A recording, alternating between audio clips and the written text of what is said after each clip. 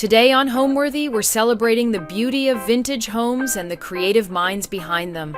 We're starting in the Eastern Shore of Maryland, where content creator Phaedra Brown shares her colorful, layered, and English-inspired home style. Next, we'll head to Columbus, Georgia, where Eliza Morrill and her family restored a 150-year-old Victorian house, transforming it into a warm and inviting family haven. In Williamsburg, Brooklyn, interior designer Taylor Simon invites us into her lively loft, a showcase of vintage finds. Finally, we'll visit Los Angeles, where interior designer Alex Yeske blends custom furniture with cherished antiques in her sun-filled home, creating a space that's both personal and ever-evolving.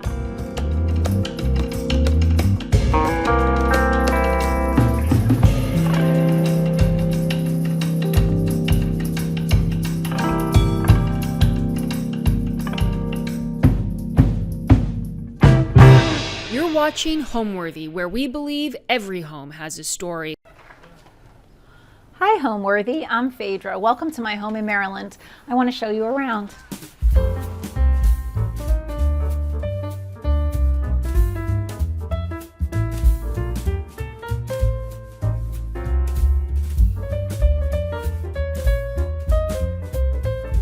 Hi, my name's Phaedra Brown and my Instagram is House and Garden Dog. I came up with that because I wanted to show our house and my love for interiors and my garden. And Welly, who's my little West Highland White Terrier, is kind of like the star of the show. And I sort of like it that way. He's kind of the face. So he's the official house and garden dog. So we're here on the Eastern Shore of Maryland. My husband and I have lived here for 14 years. This house was a spec house that the previous owners bought to live in temporarily, and they only lived here for a year and a half, so it was a very neutral foundation. It's on some water, and it's just was a great spot for us to sort of bring our own vision.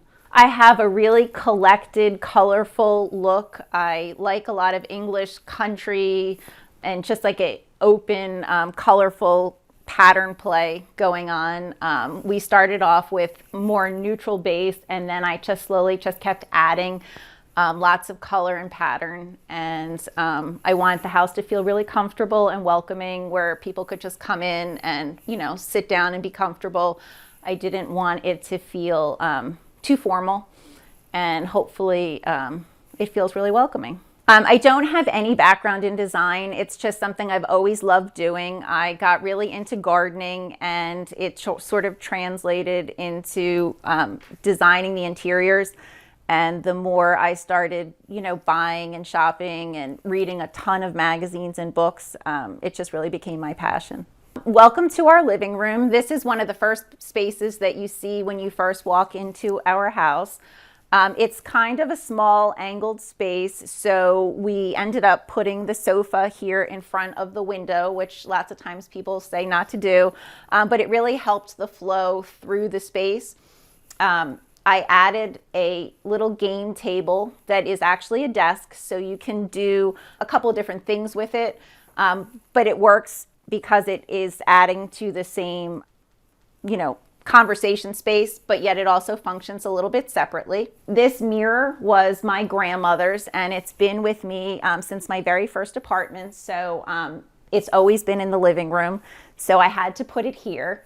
And we started off with the room being just kind of a neutral beige, and I decided I wanted to paint it this orangey color. My husband was worried it was going to look like we were living in a pumpkin pie, but actually I really love it. He does too, and we get so many compliments on the color. I think it just makes everything just really warm and welcoming, and it actually is a great backdrop for art. We have a lot of gallery style, salon style hangings, and I like to collect vintage paintings as well as some that we've had done of Welly. We did a skirted table. I find them to be so useful. It's easy to have a different tablecloth made. This little painting of Welly was done by Paintings by Az. She's in England and she does an amazing job. I think she replicated Welly just perfectly. These are just some of the collected pieces of art. This one was my parents' and it used to hang in my house when I was a kid. So it's a special piece. This is actually a fake fern. It's by Nearly Natural, and my mom tried to water it, so it's really faux real. This is one of my special Westie needlepoint pillows. I used to do a lot of work for Westie Rescue, and I won it at an auction. It's one of my favorites. This little secretary fits absolutely perfectly between the window and the corner, and I've accumulated a collection of tiny Westie items, and I like to put really small things inside of something so that they don't look too cluttery. So I do have a lot of little Westies sprinkled throughout and some miniature ginger jars. And pretty much everywhere you look, we have a ton of books. This is an antique Cerise rug, and it's from Suzanne, the rug dealer shop. Suzanne and her husband, Mehdi, have become really good friends of ours because during COVID, I was hunting for a pair of vintage Persian rugs, which is very hard to find a pair. And they happen to have something that worked perfectly in the bedroom that I'll show you later. And bit by bit, they've helped me collect some really beautiful pieces for our home. And I think it's really just kind of transformed this space because of the color. And it just kind of helps tell a story throughout. They're just really great because you don't have to worry about like sort of spilling something or stepping on something. I think they just kind of like, hide an accident. Not that we hopefully have any. This is part of the gallery wall that we've been working on. We just really enjoy finding different pictures and pieces of art that we have found at places when we're traveling. For example, this painting here is from Martha's Vineyard at a thrift store that we picked up and had framed. That one up there is an Instagram person that I saw, and I just had to have it, Ruthie McKenzie. These are from the Vintage Art Room, which is from Sweden, and Elaine has a fabulous collection, though I hate to give away all my secret sources. This one's from One Kings Lane. We picked that one up in Charleston, so it's sort of just a wonderful collection and color. And I just like to keep adding to it. This chessboard was a gift from my mom, and it's actually chinoiserie figurines. And it really just looks nice sitting here on the table, even if we're not playing, though we do play sometimes. This is a little bed of wellies, and it's actually resting on a vintage rattan tray that we picked up someplace, and it fit perfectly, so it helps it from sliding around. This piece, as well as the desk, are from Stanella Antiques in Pennsylvania. It's another favorite shopping spot of mine. And this book here, A House in Maine, is kind of like a little joke inside because we recently purchased a house in Maine that my husband and I are in the process of renovating. And I am sharing some of that process on our Instagram account. This little pillow over here, I just couldn't pass up. Gardeners know all the best dirt. It just fits me perfectly. This lamp is a Maitland Smith lamp. I found it on eBay and I had to have it. I just love the size of it, and it just fits perfectly. I actually kind of imitated Christopher Spitzmiller. He has a similar setup with a lamp. Of course, mine's not a Christopher Spitzmiller, but I went with that style. And I think it looks great, kind of has all the colors in the room. This little handmade bear is from Mr. Barry Teddy. And I just think it's absolutely amazing that this was just handcrafted. And it just he looks so sweet sitting here. So, and his orange bow matches perfectly with the orange room. We always get a lot of questions about these stained glass doors. My parents actually commissioned them as an anniversary present. One of their neighbors and friends does stained glass, and she helped me come up with a design, and it's obviously 2 ginger jars. And so it's almost like a Gracie panel, if you will, except it's stained glass. And they're just really special, and we would never leave them behind if we move one day. So they lead into the sunroom, and it's just kind of perfectly seems to set the tone for walking into the next room. So this is the sunroom, and I'm going to show you that next.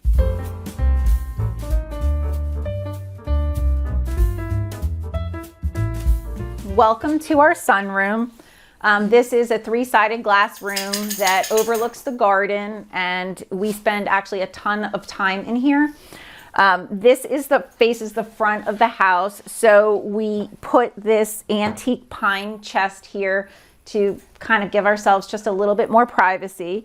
I love the knobs. They're old acorns that are carved, and this is a favorite lamp that I've had for ages and ages, but it is it glows at night, and I just love the shade. These are flowers from the garden, some gladiolas and hydrangeas. These are a pair of Tommy Bahama chairs, have been with us since the beginning. I reupholstered them with this Jane Shelton Quentin fabric, which is one of my absolute favorite fabrics. I'm hoping to use the red colorway in Maine. The sofa here actually faces the television, and I put a quilt down because Welly loves to sit on it. It's a wedding ring quilt, which usually has a scalloped edge, so I really like how it sits. But I would always recommend, finding a really pretty quilt, a vintage quilt, to give you a little protection if you have a dog or kids. This pillow was a favorite just because it's a great flame stitch pattern. I just found a little remnant and had it made. This ottoman used to be green, and we recovered it with the animal print. One of my favorite things about the sunroom is the view of the garden. We have a small fenced area off of our deck that actually the previous owner put in because they also had a dog, and it worked out to be the most perfect spot for a perennial garden. And so I packed it absolutely full of plants. I have a habit of overplanting, which any experienced gardener will tell you shouldn't do. But it does make for a really exuberant cottage style look. So that's a favorite to see. And again, like another skirted table, it's moved all around the room. It used to be on the other side, and really easy to switch out and get just a really beautiful fabric that you love and have a tablecloth made. I always just buy the bases at Ballard and then just find a great fabric that I love. For the skirted tables, if you want to have one custom made, you just need to let the seamstress or the workroom know, and you may even be able to have it done at your dry cleaners, the diameter and then the height of the table at the drop. So then they can do a floor length one from that. So this is just a 36-inch wide, it's 30 inches tall. This pair of Chinese lamps is a favorite. I thought they just fit absolutely perfectly with the colors and the feel of the room. I used to collect sunburst mirrors. I had an entire wall of them in the living room before I switched to the gallery wall. So this is an old picture of Welly as a puppy. And we don't have a ton of photos on display, but we do have a couple. And I try to keep a lot of plants going in the sunroom. I love a covered tissue box. I collect the vintage wicker ones when I find them online or, in thrift stores or something. This one actually came in this perfect shade of lilac. I have just a couple little figurines. I'm always stacking books and candles and just, little odds and ends. This was one of a pair, and sadly the other one broke. So it moved in here from the dining room. The cranberry glass really looks great against the window. I have a lot of pillows custom made. I like to hunt for vintage fabric. There's a couple of local shops that sell great brands like Vintage Schumacher and stuff. So I'm always looking for something that's a little different. I like to just pile it on, kind of the more the merrier, mixing and matching. And the same thing with the quilts. I think they add just like the perfect dose of color and comfort. And occasionally I like to find a vintage needlepoint piece. Sometimes it's just a needlepoint that I have made into a pillow. Sometimes I'm lucky enough to find an old needlepoint pillow. If that's the case, like this one, it was a pillow, but I had it redone so that I knew it was clean and good. The back was kind of grungy and I just wasn't sure. So better to be safe than sorry. I like to just randomly pop sometimes like little plates. We use them for coasters and stuff like that, and just, stack books. I like things with a scalloped edge, so like the quilt or this little table that I picked up. And the occasional piece of Wedgwood is kind of starting to make its way into our home. I have a lot of the blue pieces, but I recently picked up that little pink one, and I think it just, fits perfectly. I love lettuceware and cabbageware, so I'm always picking up little plates, covered dishes and stuff like this one here, and it just kind of like randomly goes wherever.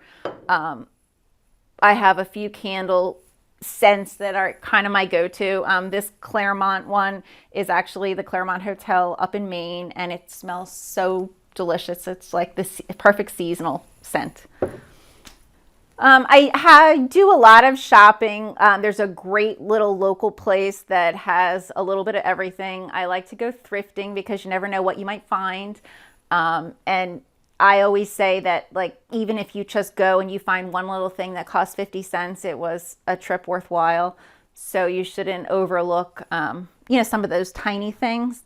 And I have a tendency to buy not really having a spot for it, because I do believe that, eventually you will find a spot. And right now I am really, really fortunate enough to be able to start shopping for our house in Maine. So I have 2 storage units where we're, just kind of putting some really great finds. I've done some great shopping at the local Habitat Restore. I think it's great if you can support, different charities and find wonderful treasures, that belong to somebody. I always kind of feel sorry for, these beautiful pieces that somebody took so much time to make, quilts and blankets and stuff like that. And then you kind of wonder, like, what's going to happen to it one day. So, or art maybe also. So it's here. It's come home to live with us. Years ago, I found some old books from 1903, The Apples of New York. I grew up in New York, so it was kind of a special find. And I have built a little gallery wall with the plates from the book. Even though they're behind UV glass, they have faded quite a bit. And it's probably the 3rd go from the book. So I may have to try to hunt for another book so that I can refresh them. But it's just kind of like a little fun thing. This chair actually was an amazing find at a little junk shop years ago. It was $35. It was a horsehair chair that was completely tattered, and I had this great fabric. I have no idea who makes it, but it was just kind of a few yards of vintage fabric with these ginger jars on it. And I had it redone, like the whole chair, like kind of rebuilt. And it's just the prettiest fabric, I think. And I love this little side table. I'm always trying to find these little drinks tables. That was a tip from Bunny Williams. Always have a little table where somebody can rest a drink. And this one's kind of cool with the triangle shape. This little doorstop actually belonged to my grandmother. So it's just a special thing, and I think it fits perfectly with the flowers for the sunroom.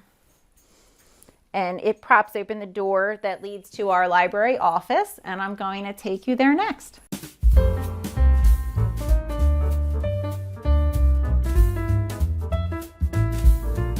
Welcome to our library, which is also our home office.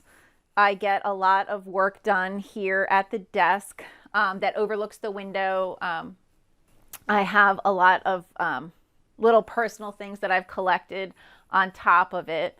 I have a thing for like little vintage watering cans and little tiny wheelbarrows.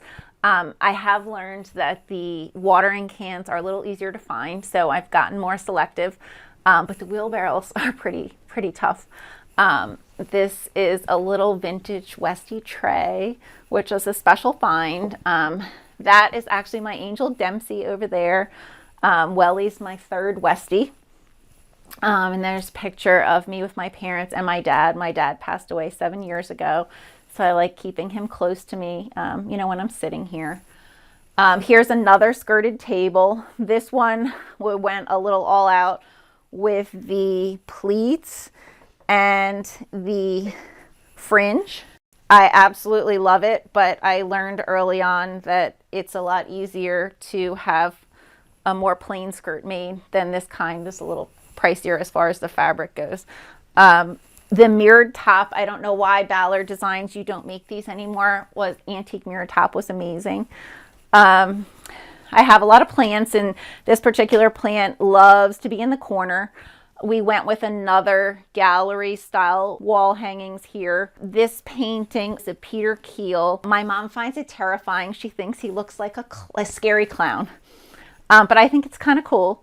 That is a Gray Malin photograph of an iceberg, I guess down in Antarctica, I believe. And then I have a lot of just pieces that I've collected, some needle points. This one over here is a special favorite because it came from France. And I had it framed. The mirror was an amazing find. My neighbor was moving, and she gave it to me for $10. This little settee just kind of fit right in. I had it redone in just a simple ticking stripe. I added just a bunch of pillows and some more animal print. This is another antique rug from Suzanne the Rug Dealer's shop. This red table is one of my few IKEA finds. Sadly, IKEA is probably 3 hours from us, so we don't go very often, but I just thought it's just a great little piece. This antique trolley came from Past and Presents, which is a amazing antique store in Edgartown, Martha's Vineyard. Martha's Vineyard is one of my favorite places to go. We stay at the Charlotte Inn, which is just a wonderful experience if you ever get the opportunity. I've put some of my favorite books in this little tray, some bourbon in case my husband feels like having a drink. He doesn't have to go too far from the sunroom. And just some little things that I've collected. This is another one of those little needlepoint pieces I was telling you about earlier that I picked up in one of the charity auctions for Westies. It's got a little Westie on it. I actually found these red bookcases at a garden store years ago. We wanted to have books in here, but we weren't ready to commit to doing any kind of built-ins. So I found these three, and I, as you can see, have filled them up. I have a ton of design books. I buy not all of them, but just about all of them, it feels like, because I feel like even if it's not 100% your style, you can really learn so much by reading them, and vintage and to contemporary. And I also have a lot of gardening books that I have collected, learning, about which kind of flowers to plant and what's going to do well, and learning about planting and planning for a garden. This is Welly, and he is my Westie, the official house and garden dog. He's 9 years old, and he loves to be the star of the show. I think he's probably pouting a little bit because I'm doing all the talking and he isn't getting a lot of love. So he follows me around all day. He's kind of like my constant companion, and he loves flowers and being outside, and he's just the absolute sweetest dog that I've ever had. I had the drapes made at the same time that I had the skirted table made. I believe it was a Duraleaf fabric. I still see it sometimes online. We went with a woven bamboo blind. In the event the sun is really streaming in the winter, there's much more of a glare. Yeah, they've been here all along, even though the room has transformed a little bit. This color is Cleveland green, which I borrowed from Bunny Williams. She had her office painted that color, and I just think it's another great color for art backdrop, and everything seems to look good. It gives it kind of a cozy feel, but it's not super dark, and the white trim seems to pop, but so does the red. All right, now I'm going to take you through the foyer into the dining room. One of the great things about this house is there's kind of a great flow, so we're just going to kind of keep moving through the other doorway.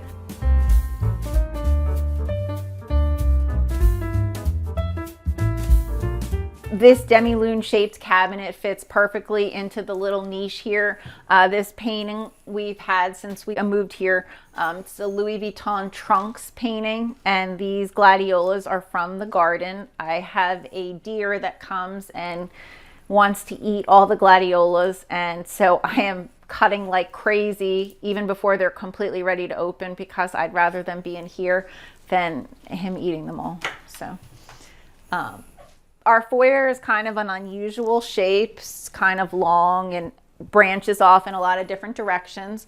We've got another vintage Persian rug here, a bamboo chair that kind of works just about everywhere. The zebra umbrella stand was actually my grandmother's, which I think is just so cool that she had it for so long. So something I'm glad to have. Another tiny demi-lune table that I had a skirt made just to kind of make like a presence right when you first come in the door. This half wall between the foyer space and the living room always felt a little awkward, so I kind of created a table-like feel with the lamp and just a few items to kind of break the space. I think it, kind of really helped instead of having it just feel so open. This little bookcase kind of was the same thing, just looking for something to tuck right here. I love to style a bookcase and buy books. I think it's great to go to the thrift store and find good titles. I like to shop sometimes by the color of the spine or the actual title of the book. There's some really great ones in here. For example, Your Guide to Not Getting Murdered in a Quaint English Village. Being a Dog, The Prince of Nantucket, because we do like Nantucket, love that dog. So just kind of some fun things, along with some great colors. I like to buy, again, like these, cabbage terrines and tuck plants inside. This Hun Slonim bunny was a special present from my husband one Christmas, and I just love how he just kind of sits here perfectly. I always wanted a round table, and we actually have a really large, long kitchen table. So a round was a really good chance for it to be a little bit different. We actually eat all of our meals in the dining room since we got this fireplace. It felt as though we weren't using the room because we sat in the kitchen, and we were trying to come up with what would help us use this space and make it a little bit warmer. It's definitely one of the darkest rooms in the house, especially in the winter. So because this is an interior wall, we actually bought a electric fireplace and had this mantle custom made and this tile custom painted to sort of elevate the whole thing. But it is just a great mood enhancer. It warms up the space. It puts out a lot of heat, actually, and just kind of helps create a focal point. These lions I picked up locally. I love to have little lamps on. I think it's okay to have the cords dangling. It kind of is what it is. This is a mirror from Wisteria.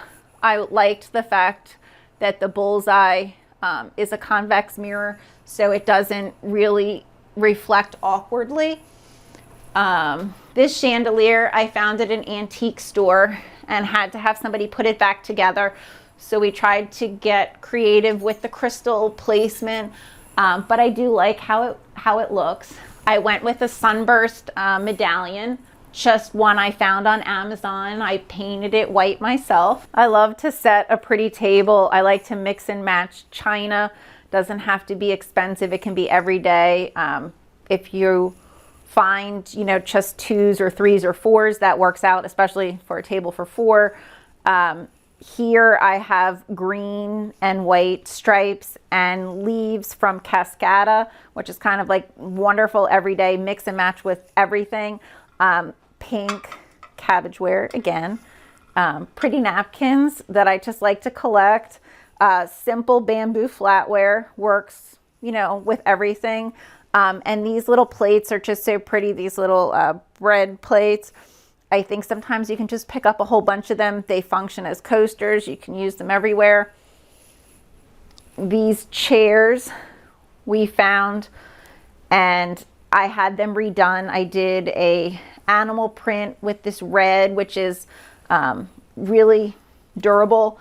And then on the back, we went with something of a blue that has just a little hint of red. And this piece actually people assume is an old antique. It's not. It is a new piece that I purchased at a local shop, and I love the English feel of it. This china was my grandmother's, and it's very special to me. We don't tend to use it a lot, but I feel like I'm really enjoying it because I see it every day.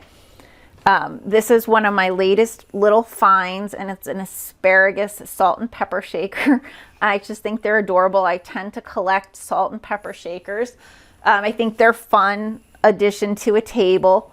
I have the sweetest blue and white snails over here on the table. This was kind of a little corner that needed a something. This antique wrought iron bench has been with me for a really long time, and it's been a lot of places. It could be outside. It's been in the hallway. I tied a couple of Ballard cushions to it. It actually doesn't have a back, but this makes it look like it has a back. I had this pillow made from a vintage textile that kind of brings all the colors in together. This is Welly's little sofa. When I brought it home, my husband said, "What on earth are you going to do with that?" But he absolutely loves it. As you can see, sometimes when he spots a deer outside, he shakes the pillows. I found the sweetest little hooked rug on Etsy, and I had to have it even though it doesn't really fit anywhere, so I think it looks cute here. This iris piece is by Jenny Andrews, and my mom loves irises, and so because of that, they're special to me as well. We have several of her pieces. My mom has a couple also. This is just another vintage Chinese lamp. I love the red shade. I have a ton of red shades in the house. I think it just adds something great. I also like black shades. Over here, I have a couple of little pieces. This was done by Shields Catone, and I love the little blue and white bowl that she has with the little heron, with a lot of herons in the backyard. This is a vintage etching that I picked up. This is a Casey Hughes piece she sells every day for $125. So a great way to get one of her pieces that I had framed. This is a vintage piece I bought on Etsy. I do a lot of shopping on Etsy. I think you can find some really great things. Here is another skirted table. Hopefully I prove you can't have too many. It's actually a wicker table and it's oval, but I had the skirt made so that it can be more versatile. Now I'm going to take you to the family room down the hallway. This is a vintage Chanel advertising poster that was actually in the French subway. I bought it off of 1 Kings Lane. I absolutely love the color. It functions oh so slightly as a mirror, so you can bounce a little bit of view out the doors in the kitchen. This is another bamboo piece. I absolutely love bamboo furniture that we bought at Past and Presents in Martha's Vineyard. I've filled it chock full of books with a tiny little lamp. This little wicker ladybug is a favorite. I just love ladybugs. And this little picture is from an artist in Kennebunkport that we met one evening, and he invited us back to his studio and signed a print for us. And this was way before we ended up buying our house in Kennebunkport, so it's a special piece.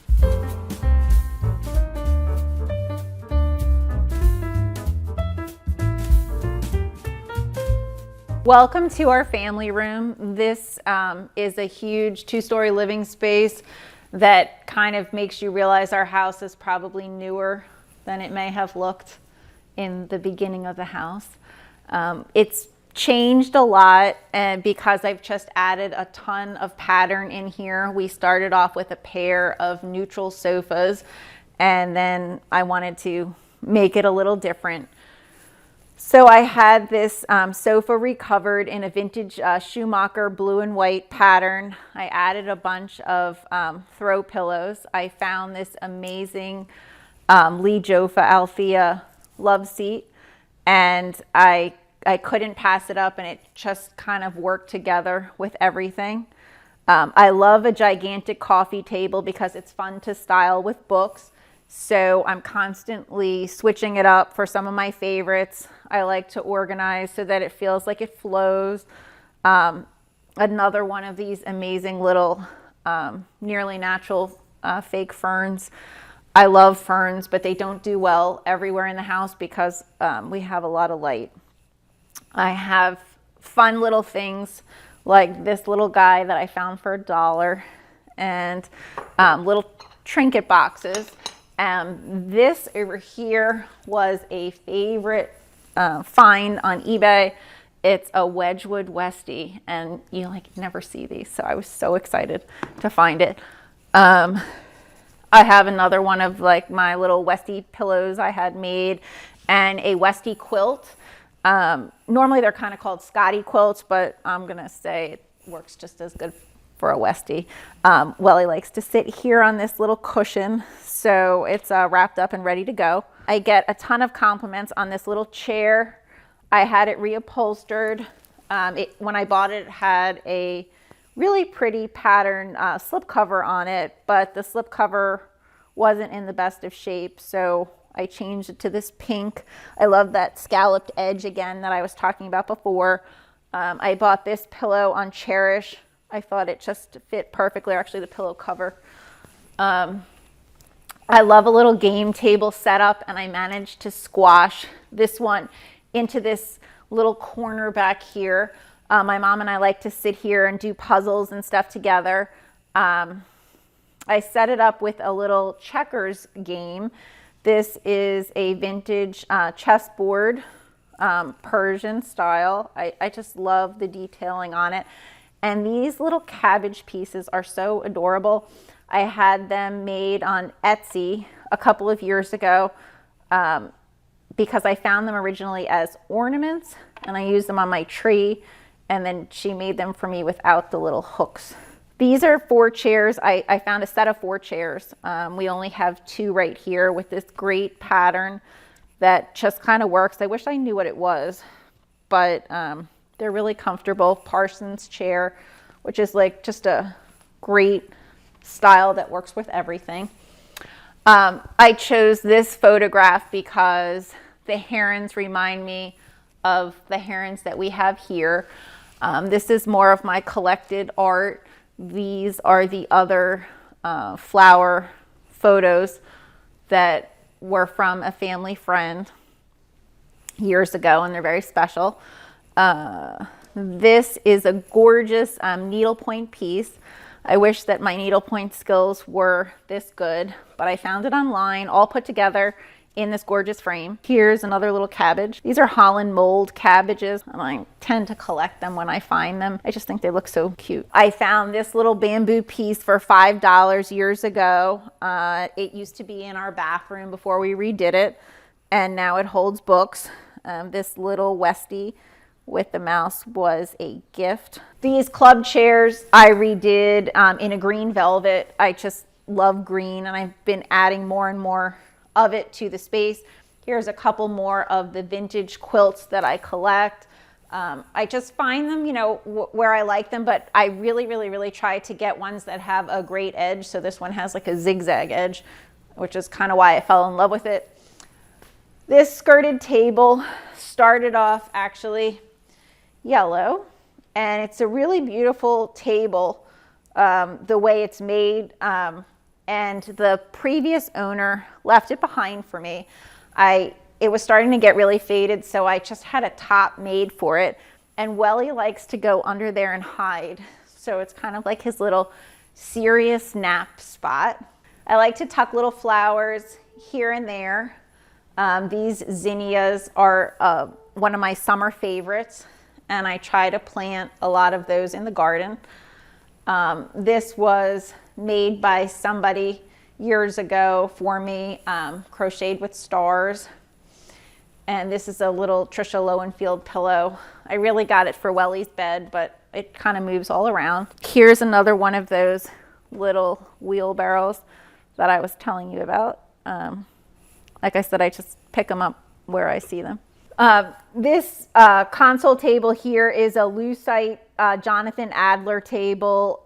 I like to have a few little modern pieces mixed in to keep things feeling fresh, and it helps divide the space from the family room into the kitchen and the breakfast table area. Here's another one of those little cabbages that I just used as a vase for some of these zinnias. This one has a little tray that it comes with. Everybody loves this pillow.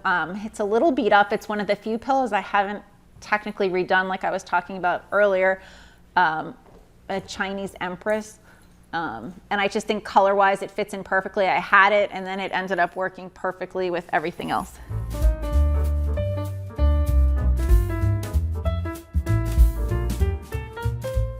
So right off of the family room, we have the kitchen and we have a gigantic farm table. This is 8 feet long and it's a river pine with walnut cabriole legs.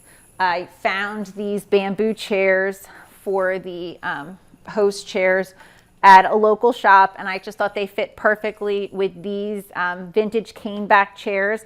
I bought them like this and just had the seats redone. I got 6 for $100, which was a really exciting find. They are so comfortable. I wish I could duplicate them.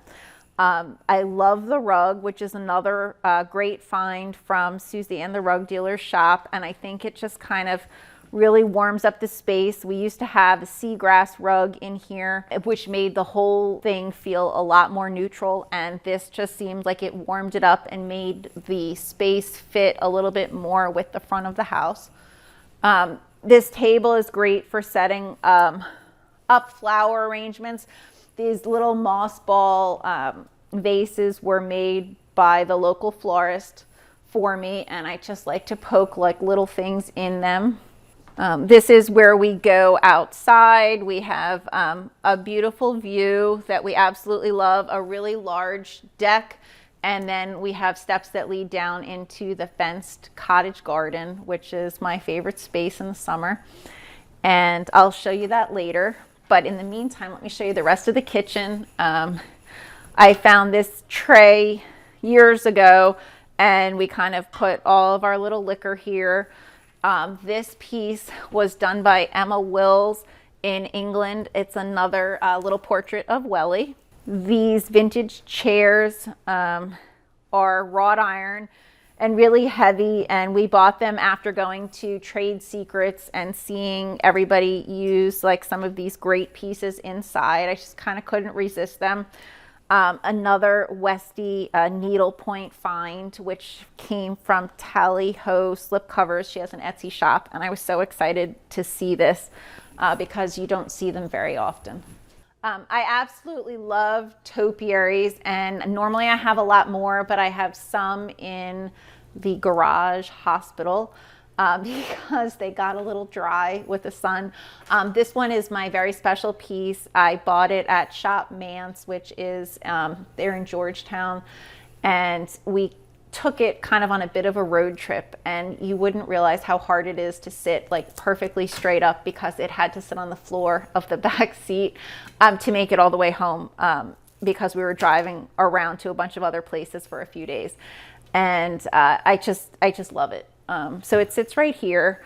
Our kitchen is really big. It's a neutral kitchen, so even though it hasn't been updated, I do feel like a white or off-white kitchen just kind of works with everything, and you can just add a lot of color to it or not a lot of color, whatever you want to do.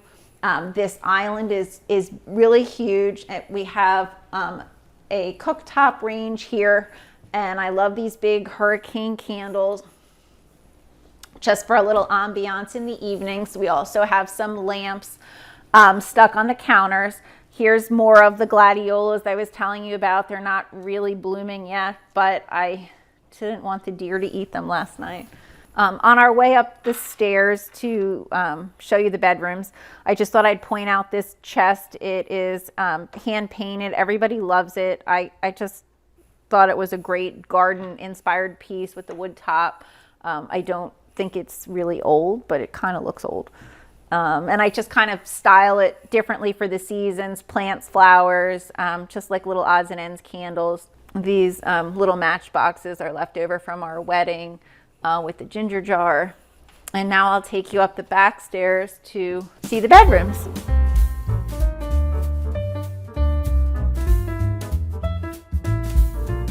Welcome to our primary bedroom. This bedroom is absolutely so large. I had a really hard time figuring out how to set it up because it's L-shaped. We created a sitting area here with our little balcony, and I have another skirted table and plenty of books, lamps, bamboo furniture, great artwork. This piece from One Kings Lane is a vintage color study. I think it's really cool with the green. It's a little bit of modern mixed in with a lot of traditional. There's another one of those irises that I was telling you about downstairs. When we first moved here, we had carpet upstairs, and when we needed to replace the carpet, we decided instead of doing carpet that we would put hardwood here as well, and then we would be able to add a lot of rugs. This was also really nice to have a fireplace, but it just had some plain tile and no detailing. So we had the same tile that we have downstairs painted for the fireplace and had a mantle and this paneling built for this whole two sides to kind of make the space feel a lot more traditional and classic, but also help it be a real focal point. We have a lot of little bamboo pieces like this cabinet, which is also from Edgartown. More rugs from Suzanne the rug dealer. These are Welly's Versatile steps. My friend Jenny has a great company called Versatile, and these are the sturdiest steps that you have ever seen. You can separate them and use them as tables, you know, for people or kids too. So these are really helpful. Welly's got a lot of little vintage quilts that he sleeps, and here's just another one of the Westies that I collect. This bamboo mirror was a really favorite find. I just think it's so cute. And here's some more pictures of my Welly. This is really the room that I would say is my kind of ode to blue and white. I fell in love with this periwinkle blue color, which is Instinct from Benjamin Moore, and I think it works really well with the white. This is one of the pair, and the other one's on the other side of the bed, of the very first vintage rugs that I purchased, and it just led me to wanting to collect them. This piece, I found this green quilted fabric and had it reupholstered. It was a different color when we first started the room before I switched to the whole blue and white thing. I just love collecting, you know, pillows and having simple ones made. Garden stools, I think, work inside and out. I have several outside as well as inside. The mirrored chests are larger than most nightstands, but we do like the size, and I think it adds just a little bit of like modern touch. This pair of lamps is a favorite with the butterflies. The hydrangeas are from the garden. I found these this pair of mirrors online. The sheets are Schweitzer. I love their patterns, and I've mixed a couple here. The lovable 21 hearts are a favorite, and this is the Melody. This beautiful chintz is a vintage Schumacher fabric, and I found about 30 yards of it, and it was kind of my inspiration for the whole room. So I had this old settee that we had. It used to be yellow corduroy covered, and this is a John Robeshaw pillow. Okay, a lot of the tiles have special meaning to us. I have one painted with Welly. Here's the sunburst, a lot of herons and birds, and some gardening inspiration. This little chair I also had reupholstered, a vintage find. This is my all-time absolute most special Westie needlepoint pillow. I had the needlepoint and then I had it redone into this pillow with this great little fabric and fringe. My husband bought this antique bamboo desk for me. He bid on it online. I don't think he thought he was gonna win, but he did. I love to find like just tiny little treasures like these little pieces and stick them around. I was searching for a piece of furniture that I could add to this corner of the bedroom, and because the room is kind of unusually large, we already have a lot of chairs. So I went with a china cabinet that I bought at Stanella Antiques, and I just have a lot of really pretty books, little knickknacks, some coral pieces that I've collected, a few special Westie pieces, you know, that were gifts, some blue and white ginger jars, and it's just a nice, I think a nice way to add something unexpected to a bedroom.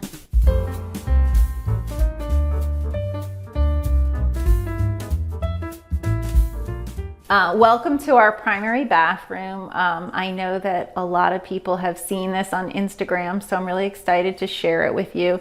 This space was completely different when we bought the house. It was a lot of pinkish mauve brown tile, glass block window, huge jacuzzi tub, and it took us a really long time to figure out what we wanted to do to make it different. After staying at the Graydon house in Nantucket, I fell in love with their showers because they had blue and white tile murals in the shower, and I wanted to recreate that. So I had the lady that did the tiles on the fireplace do a gigantic mural. It's three-sided, and it's basically a chinoiserie inspired version of our backyard.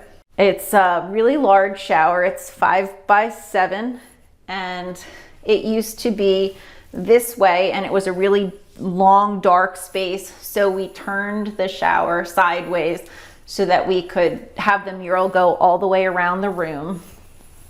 We've got herons, blue and white pots, little ducks, all kinds of butterflies and birds, the bridge that you see outside, and it's really, like, I think one of my most favorite spaces in the house is this bathroom.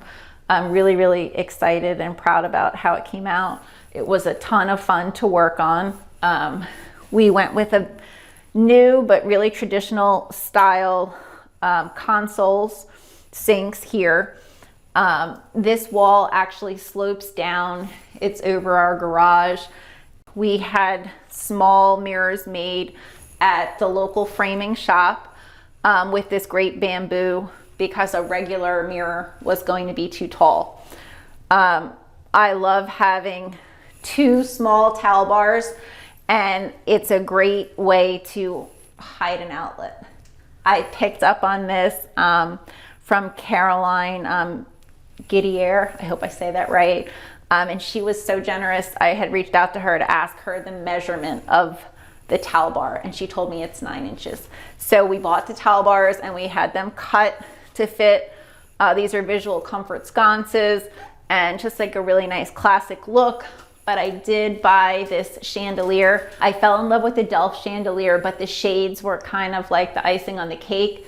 And I just bought that small medallion, which seemed to fit perfectly, and we put that up. I went with a piece of furniture here, another find from Stanella. It actually ties into the one that's in our living room, and we keep a lot of toiletry items and stuff in here, hidden away but still accessible. This is kind of a really, it looks pretty but functions so well. We've got mouthwash and a really pretty decanter, beautiful but really simple cups from Amazon. They just look pretty. A tissue box cover, also from Amazon. I keep my daily contact lenses in here. Q-tips in a little cup. It just makes it easy and accessible. One of our contractors who took it out of an old house in the area several years ago and never used it, we had it redone. And I don't actually really take baths, but I do bathe welly in it. So this handheld from Newport Brass is really great and useful. These little vintage botanicals I found framed this way. I thought they fit in perfectly with the dark green. Originally, we were going to cover the window with an interior shutter, and then I thought, why not go with a curtain? I found these vintage chintz curtains online, and I just thought they worked perfectly. So I went with that. Rug is also from Suzanne the Rug Dealer. I get a lot of comments about having a rug in a bathroom. We do have a great ventilation system. We have windows that open. The floor is heated. It doesn't get wet when you get out of the shower. We have plenty of room for a bath mat. And I do think it just adds a lot to the space and makes it feel warm. It brings like some warm red tones in, and that's echoed a few other places in the room. I've got the idea of putting a portrait somewhere in the house. And when we were away in Charleston, I found this painting, and it kind of reminds me of me a little bit when I was in like 7th grade. I had short hair like that. So it also had a red dress, and it just felt great. One of my neighbors asked if it was a painting of my mom when she was young, so it fits in well. I had just this little skirted vanity table made with that same chintz. I found the sweetest little pair of lamps. They're almost like little topiaries, and my neighbor Shelly made these little shades for me, which I think they're absolutely adorable. And you can see right here, just really sweet. And this was another favorite find. It's just a tiniest lipstick towel. I love the idea of, you know, nowadays we have makeup towels, but I guess in the 50s they had lipstick towels, and it has a tiny little Westie on it, so I had to have it. This was just a one-off find from Etsy. It's just a great little sconce, and I thought it sort of suited the wall like all by itself. I added some vintage art, a little bit more red with that cardinal because we do like birds, and then there's another vintage needlework piece. And I love a lamp behind the toilet. I definitely would recommend, if you're remodeling, sticking an outlet behind your toilet for something like this. I bought this curio cabinet from Stanella to use for towels. I love the fact that all the glass allows you to see the pretty patterns. So we have a lot of like small patterned towels, some scalloped edge with the hearts by Schweitzer, some toilet paper, and I've got some extra stuff down at the bottom. And just a nice way to use furniture, since we don't have, you know, built-in vanities underneath the sink. I decided to use a garden stool instead of cutting into the tile to hold the shampoo containers. And I do love the look, so I plan to do that in Maine and just use garden stools for everything. They're obviously made to get wet, so no issues there. So advise a shower door that swings both ways. We went with unlacquered brass. Not everybody would choose it, but I just love the patina. And this is from Newport Brass. This is great for washing the dog. I mean, I'm sure it's great for other stuff too, but I'm not a bath person, so I use it for welly. When we stayed at the Inn at Little Washington, they had these on all the doors instead of do not disturb signs, and they sell them at the little shop. I just think it's the sweetest.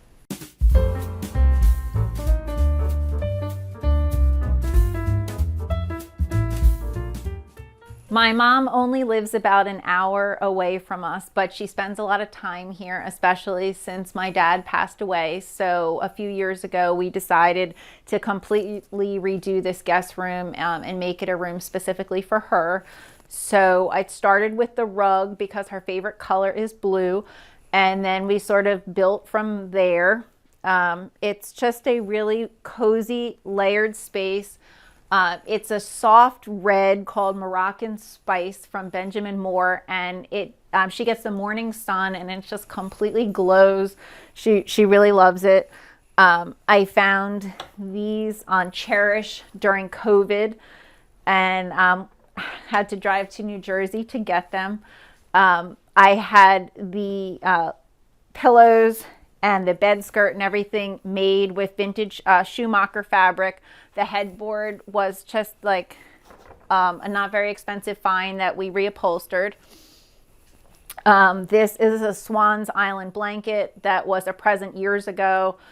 And this really, really soft, like velvety quilt, or I guess it's velvety, fleecy, is from LL Bean. The scalloped sheets are Land's End. They're really soft. I got some little flowers from the garden, a vintage needlepoint bench that she can put some stuff on. This Brighton settee was from Gone Girl Consignment, and I was so excited to find it. I had the cushion made to match the pillows. Another bamboo piece full of books. Obviously another garden stool, because blue and white and garden stools just kind of work everywhere. It's great to have some extra spots to put things down. My mom loves birds and hummingbirds, so I have some vintage hummingbird plates here that I bought already framed. So it's been a fun collection. I found this great lantern, and it's just kind of a favorite. We exchanged the fan for the light, and then I found that little medallion that has like pretty much the very same pattern that you see in the lantern, which I thought was so cool. So we added that. Coming here, she said it feels, so wonderful when she wakes up and knows that she's here with us. So it's just really special to me. I got this mirror, which has carved birds from the previous homeowners, and the lamps we found in Richmond. And I found the sweetest little shades. I love the way the little flowers are punched out, and it just kind of gives that really pretty glow. I always use these covered tissue boxes. I either go with the wicker or these, and there's always nice to have like a little plate or a tray. And then these little flower frogs, there's no flowers in it, but it just looks nice like on display. And I always think if you have a vase that looks good empty, it's nice because you don't always have to have something in it. Some vases feel like they don't look great if there's nothing in it. So better this way. We've got a vintage wicker stand that I just filled with some great books to display.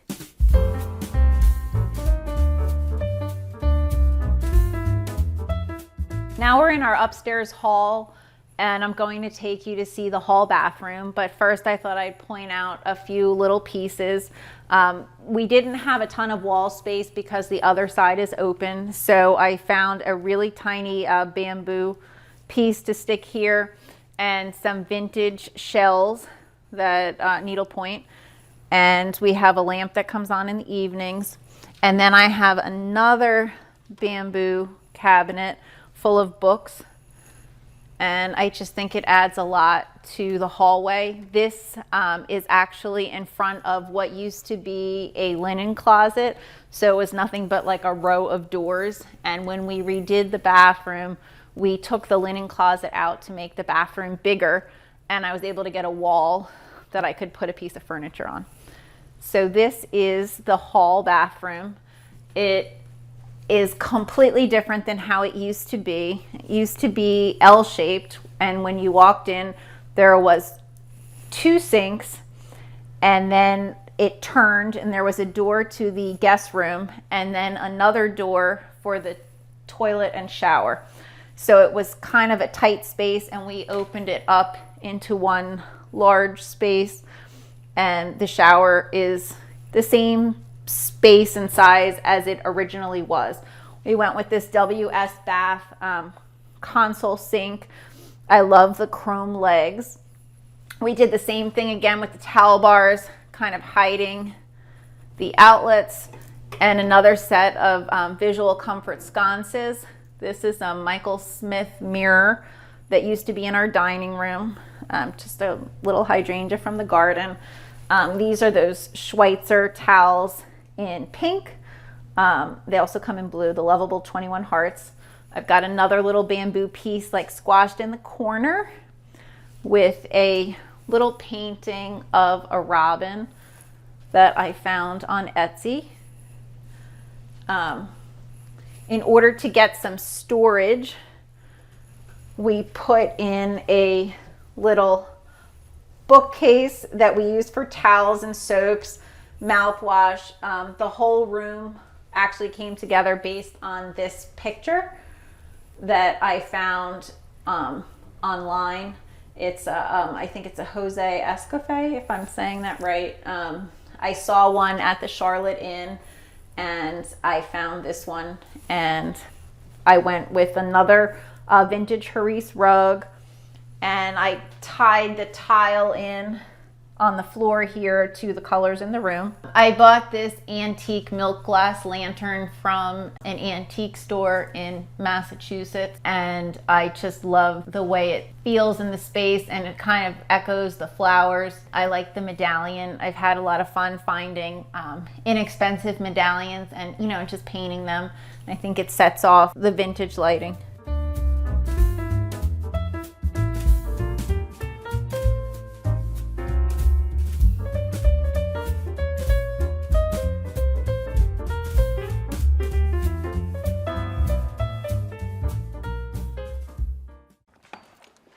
Hi, Homeworthy. I'm Eliza Morrill. Welcome to our home in Columbus, Georgia. Come on in.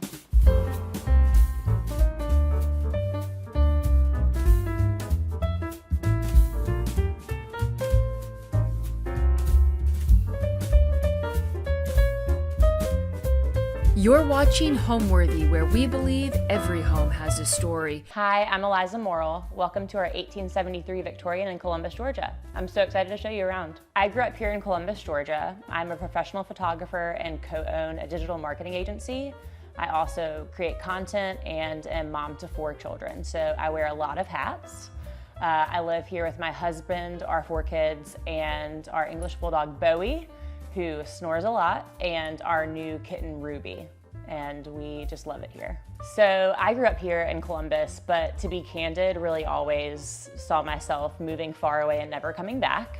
But my husband and I, he is from upstate New York, moved back here, and honestly, we love it so much. It has been the best experience. I love Columbus for a lot of reasons. The biggest, I'd say, is that you have kind of the big city feel in a small town. We're right here on the river, so there's a lot to do as far as whitewater rafting goes. You can go to great shows at the State Theater of Georgia. You can go to great concerts at the River Center. And one big thing that we really love about Columbus is our neighborhood. We live in the historic district downtown, which is a very walkable neighborhood. Columbus in and of itself is not the most walkable town, but the downtown area is definitely an exception to that rule. So we really love our neighborhood.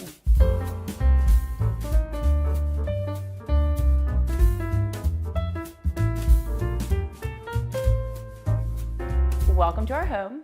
This is the entry hall, and I really just wanted this to be cozy but functional. We do have 4 children.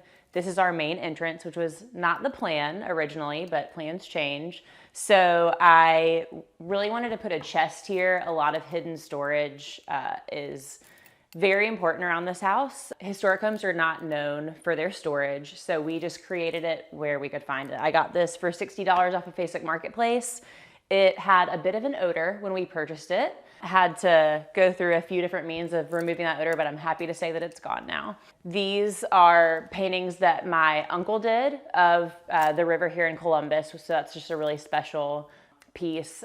A lot of the art in our home has a special story behind it, which is really important to us because as you will find, we really love art. Moving to this, we say that this is my grandmother. It's actually not. I don't really know who she is, but my grandfather bought it because it looked like my grandmother. So you heard it here first, it's not really her, but it's really nice when I'm walking out the door every morning just to see her. And then above that is a piece that my late brother did in high school. So I just love that they hang here together. I love this antique pine desk. Some family friends were downsizing. I happily took it off their hands. And I just love antique pine. I think it is so warm and it just has such a great grain to it. And one of the first things that I noticed and loved about this house was the bay window, and it just fits perfectly here. And it was also a great spot for this chair, which is such an interesting piece. My parents actually bought this at an auction house outside of Philadelphia, which is where I was born. It just has the coolest, it's in the raw, so it's never been stripped. I am luckily past the point of worrying about my children like gnawing on what I'm sure is lead paint. Not really, just kidding. But I love this chair. I just think it has so much character. And before this home, I could never keep a plant alive, but this house has such great light. It is what I noticed first when I walked in. So you will see a lot of plants. It's become kind of a hoarding situation, and I will make no apologies. I love rugs, especially vintage Persian rugs. Almost every rug in this house is from eBay. It's not from a fancy estate sale or a fabulous dealer. 99% of them are from eBay.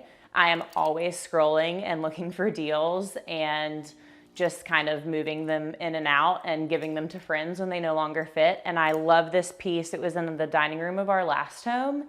And it's just so fun and bright. It's also a really unique shape and size, and I just think it works really well in here. These pieces were a gift from a client. They were sitting in her warehouse. She knew that I loved Asian art, and she said, take these with you. And they really fit perfectly on what is kind of an awkward space, and I think it just really kind of balances them, and I love it. This mirror was in my grandmother's condo outside of Philadelphia. And I don't really know if there's a story behind it, but every time that I see it, I think of her and spending my summers in Philadelphia, so it's super special to me. This piece is so special to me. We have a lot of portraits in our home. I just love being surrounded by the people that I love. This is my brother who sadly died about 15 years ago. And this portrait was commissioned when he was in high school.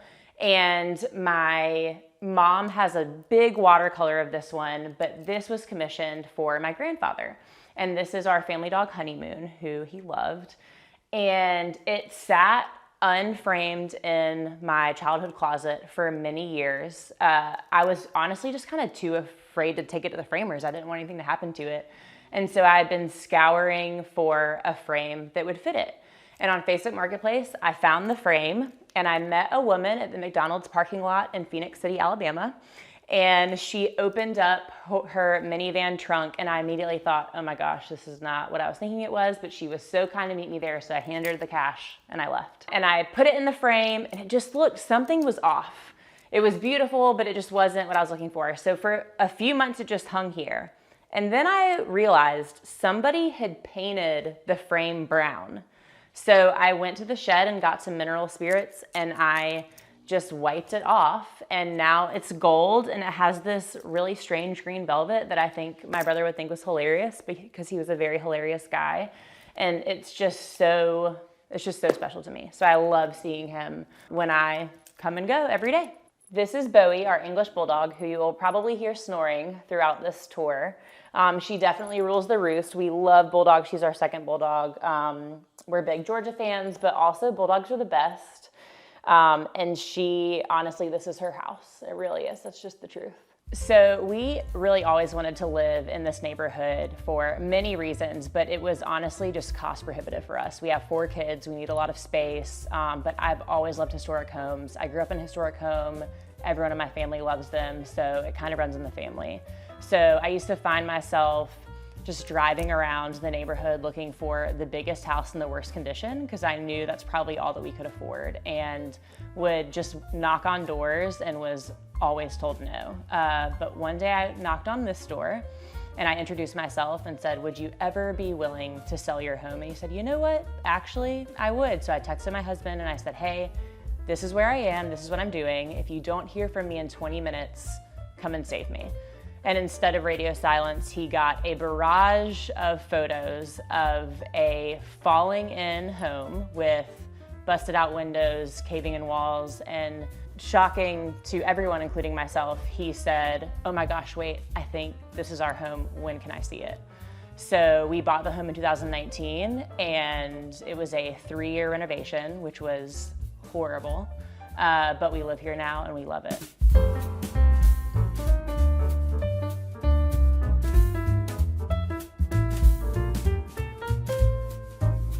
This is our kids' playroom. It may have felt like a risky choice to put our playroom right as you enter the home, but functionally it was the best thing. Eventually, this will probably become like a more formal sitting area, but for now, it is generally a lot messier than this. This is an IKEA dresser that my husband painstakingly recovered with peel and stick wallpaper, which I think just really elevates the space, and it gets so much use. This is just chock full of toys.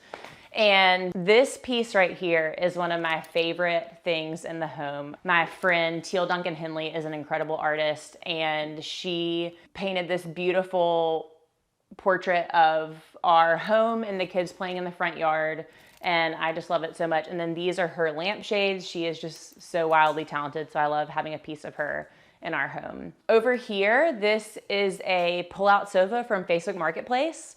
It fits perfectly. I wash the covers all the time because our kids love to pull out the sofa and have a family movie night in here all the time. It was really important for me for this to obviously be a kid-friendly space, but to be a little sophisticated so that when people do arrive, it doesn't just scream chaos all the time. And I just love this sofa. Like I said, we have a lot of plants around the house. And then this piece above, a friend was moving out of her house. She was getting rid of it. And I said, ooh, I will take it from you. It is spray painted blue. And I think it just adds a little bit of fun to a playroom. So this right here was actually in the entry hall when we first bought the home, but it was caving right here. The whole house was, it was starting to sink. So we needed to A, open the space up, but B, support this structurally. The plan was to close the doors and block the mess, but the doors don't close. That's just the nature of a historic home. This is out of an old elementary school here in Columbus. Our kids obviously draw on it all the time. Lots of hidden storage down here. And then this is chock full of board games and puzzles and books. This was in my grandmother's home, and I remember always playing cards around her table, and it was absolutely ruthless. It was never a, oh, you're 5, I'll give you a break. It was, you're 5 and you're bad at this game and now you're out. So we're a pretty ruthless board game family and card game family, and when this opens up on a Friday night, you know it's going down. So when we first bought this home, one of the hardest things to do was to distinguish what was original and what had been added at a later time. And one thing that had been added at a later time was a very large arch over the living space, which was not original. But we wanted to reincorporate that back in, so we added a few arches throughout the house. This is the first one, and it leads you from the playroom into our living room. So come on with me. So anything that could possibly be done in a renovation, we did. We took it down to the studs, all new electric, all new plumbing, new roofing. We had to restore a lot of windows. And then the back of the home was an addition, which was not structurally sound. So we had to remove that addition and we replaced it with a 2-story addition. So it was really important to us that we kept the historic charm of the house while making it functional for our family, but more importantly, structurally sound and something that would last another 150 years.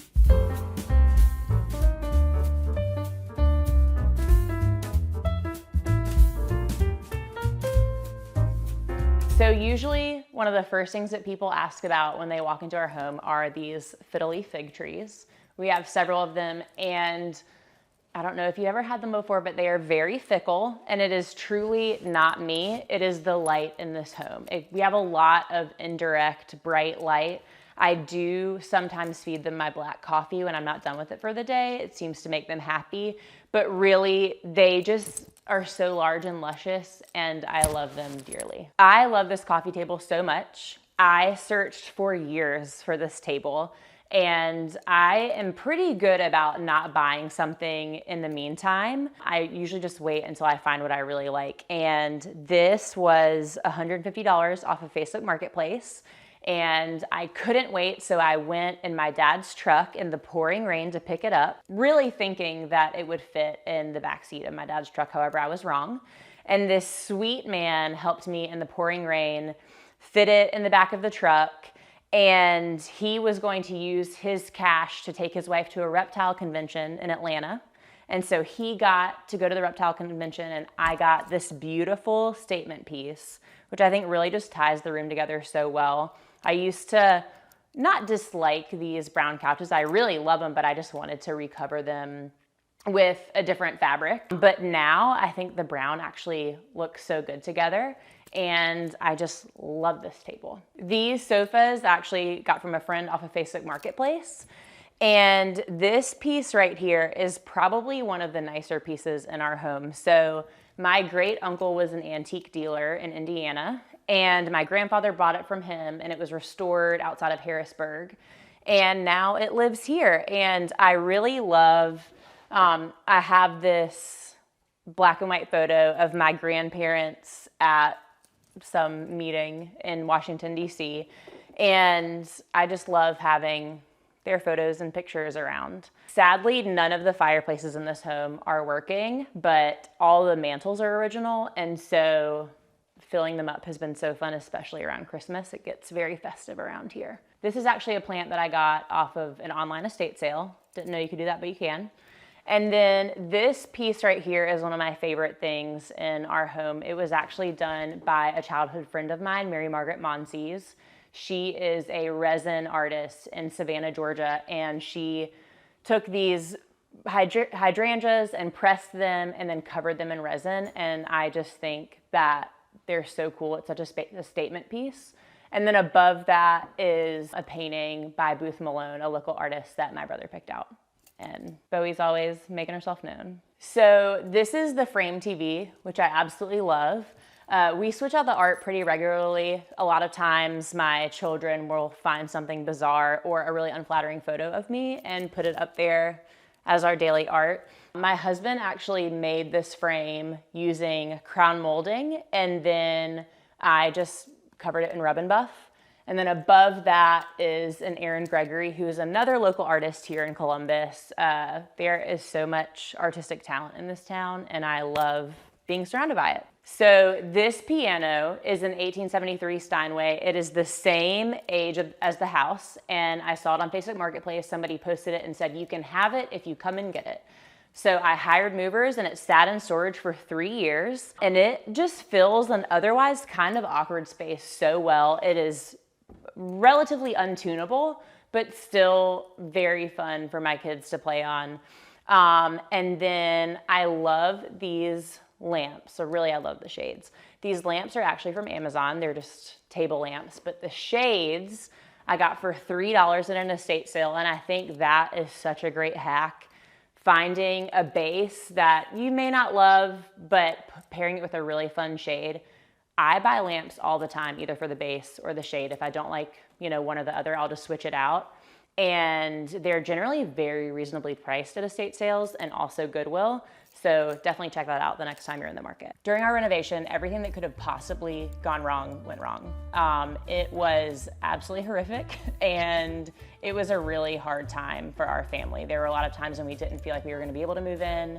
And then personally, we have 4 children, and our 2 youngest children had a lot of health challenges during that time. We had an open heart surgery, a brain surgery, an airway surgery, and many, many months spent in the hospital. And so during that time, I would be at the hospital with our younger 2, and my husband would be working from home during the pandemic with our older 2 in a very small rental house. And it was just a really hard time for us. which means that we will never ever take for granted the gift that it is to A, have everyone under the same roof together, and B, have a home to share.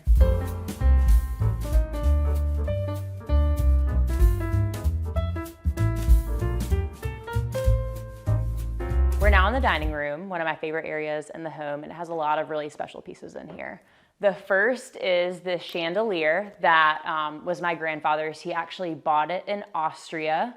He had it shipped to the US and it hung in his home in Harrisburg until he gave it to my sister, and it hung in her home in Columbus, which is also a historic home. And when she moved to Atlanta, she gifted it to me.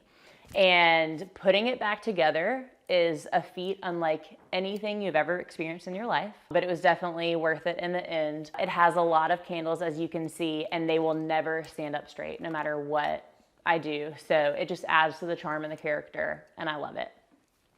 One thing that was really important to me in this home was not making it feel too stuffy. In our last house, it was easy for me to add Victorian furniture and not have it feel too grandma, for lack of a better term, because it was a mid-century modern home. But when you have a Victorian, it really, for me, was important to kind of mix more rustic items with more antique or Victorian items. So this farmhouse table is one of my favorite finds. A friend was moving town.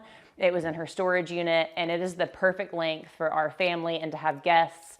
I paired it with these bamboo chairs that I found in an estate sale and these varnish in chairs. Varnish Collection is a local company founded by some sisters who are friends of mine, and they have a lot of rattan furniture that is super cool. So I love having these here.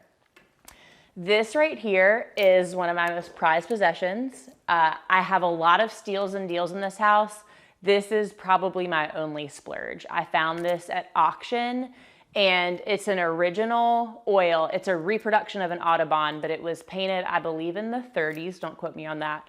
But it is one of my favorite pieces. This is such a specific size, this area, and so finding something that would fill it and add character and charm was quite the task. So when I saw this, I knew that I had to have it, and it is one of my favorite pieces. I paired it with some Majolica oyster plates that I got from my sister. She has an interior store in Atlanta, The Acquired Home, and she really helps me source a lot of my plates.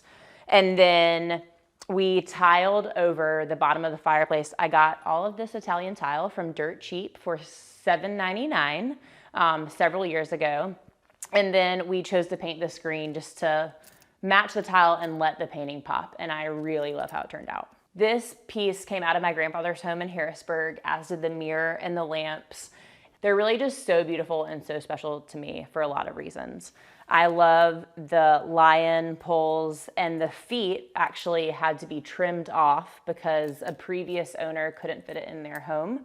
So the feet of the buffet are trimmed off, but we love it just the same. I got this piece at an estate sale. And same for these little guys, added some ribbon. These were a Goodwill find. I was hoping they still had the price tags on them. I think I paid $2 for these. These are all Goodwill books. I love to take the jacket covers off of books and just pay attention to the spine cover that is there, and I use them all the time. If you look closely, you'll see kind of some odd titles. It's probably because they're from Goodwill and I haven't actually read them. So this little bar cart my sister gave me for Christmas one year, and I have paired it with all these decanters that I found. I think I got all of them at Goodwill, actually. These candlestick holders, I found at an estate sale as this little table. I've got all of my favorite El Guapo bitters here. We love hosting our friends, especially our neighborhood friends. We have such a great group on this street, and it's kind of a, hey, what are you doing Friday night? Come on over. So I really wanted this to be kind of accessible for everyone. Make the drink that you want. We've got ice buckets. Like I said, we've got bitters, and I just want it to kind of be an inviting space. I don't want anybody to feel like they can't grab what they want. Obviously, I'll make it for them if they want, but it's important to me as a host for my guests to feel welcome and like they're in their own home. I'm not a professional interior designer. I have no design background, and to be honest, half the time I really feel like I have no idea what I'm doing. But I feel like that kind of adds to the charm. And I think that over time, when you layer and you collect, if you love something, it's probably gonna work out. And I think that in today's world, it's really easy to look online and think, oh my gosh, my house doesn't look like that, and I don't have the kind of money to do something like that. But the reality is, home takes time, and not everybody has a professional background or the ability to hire a professional. So really, you can have a beautiful house on a budget is my belief, and yeah.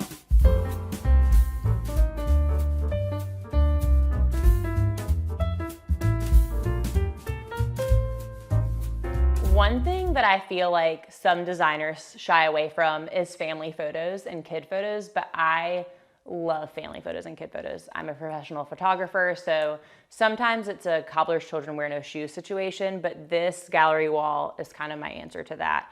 It is a lot of kind of slice of life photos of my kids. I don't know that really any of them are posed, but they are just sweet memories and reminders of how little they used to be, because they really do grow up so fast.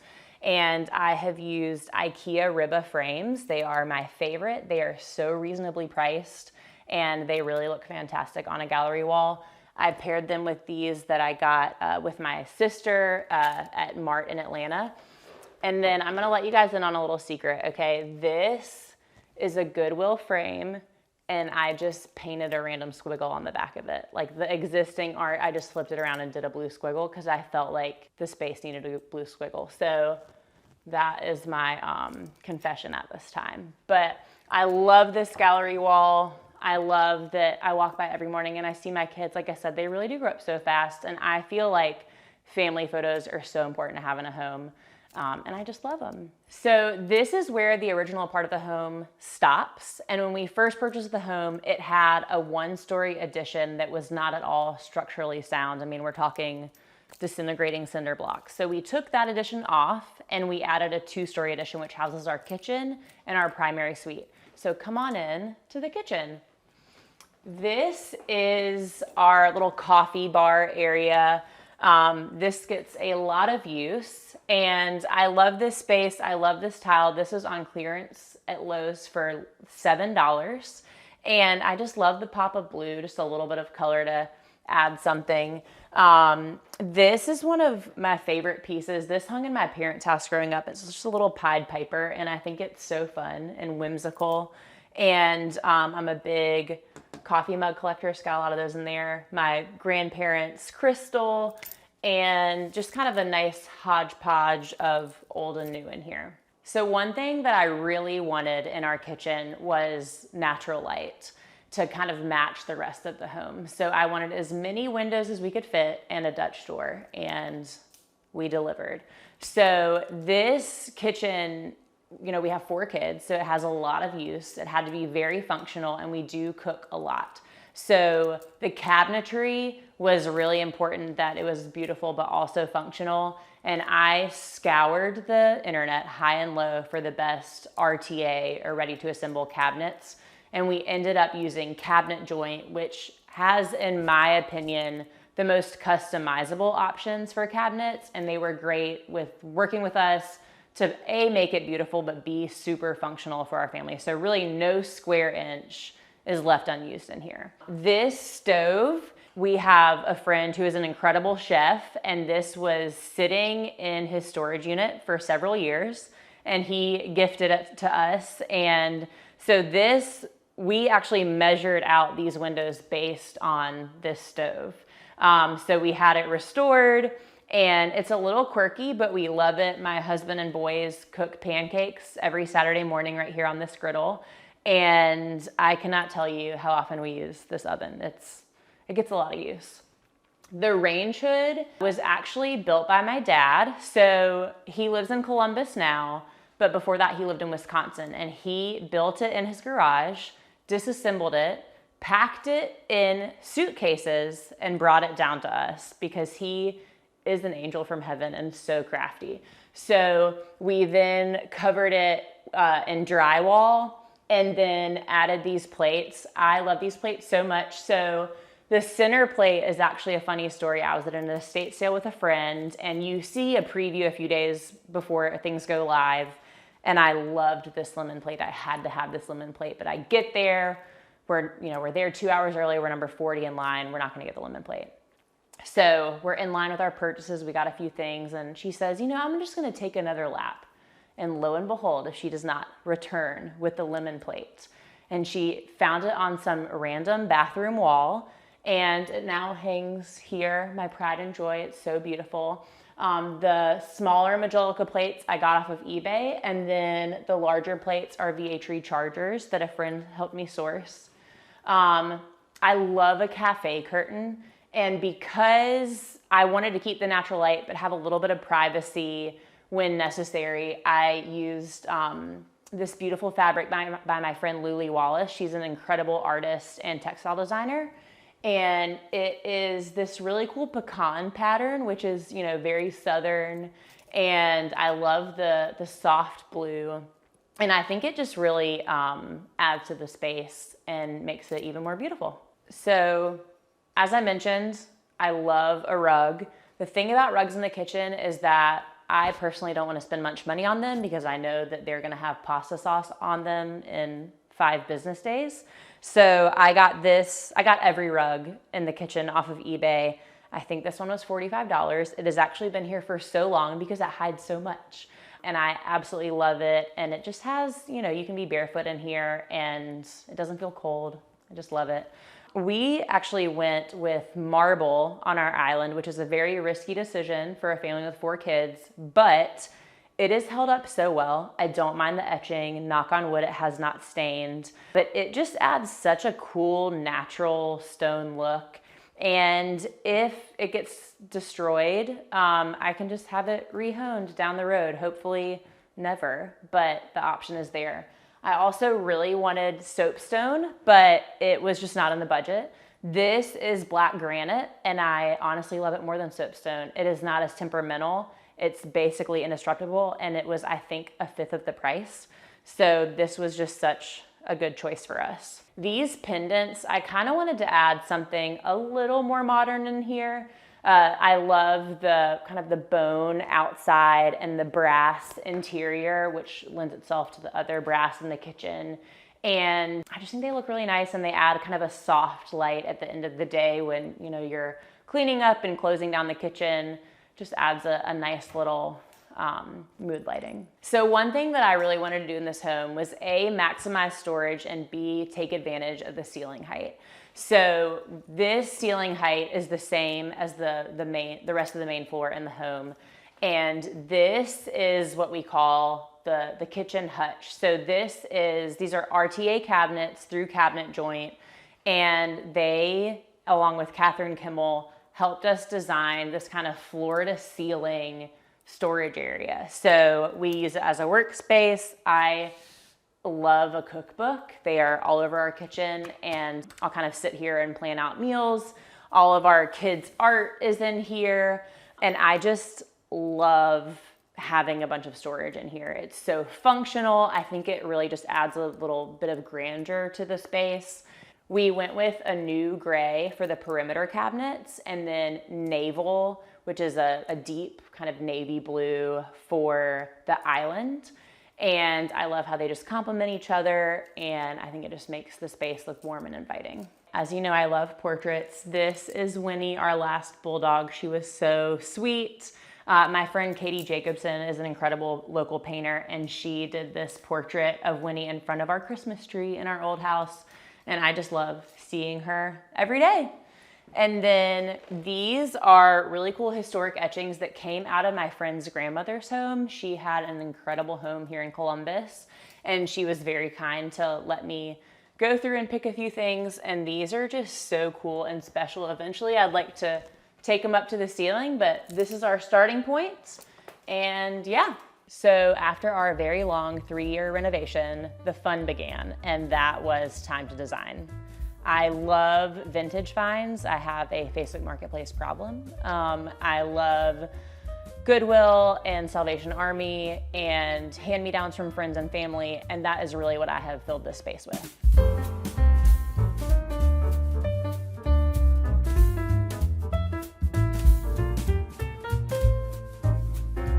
as I mentioned, we are definitely an art family, and gallery walls are something that I just love so much, but have always been very intimidated by them.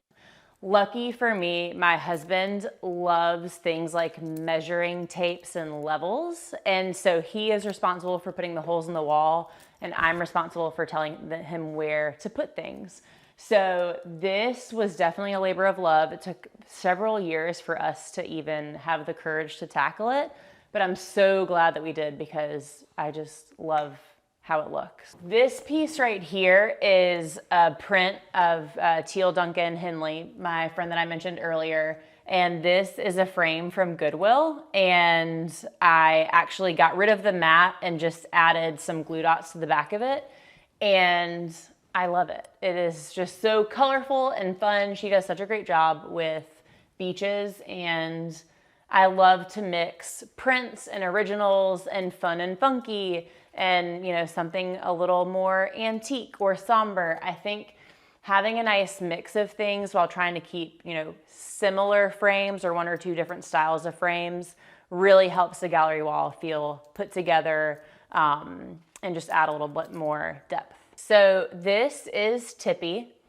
I have no idea who Tippy is, but this is an original sketch that I found in a Goodwill, and she was $4, and I was so sad that somebody just left their dog portrait there, so I felt like I had to take her home, and I added some rub and buff to the frame, and I think she's just so cute, and it has her name on it, and I just had to take her home.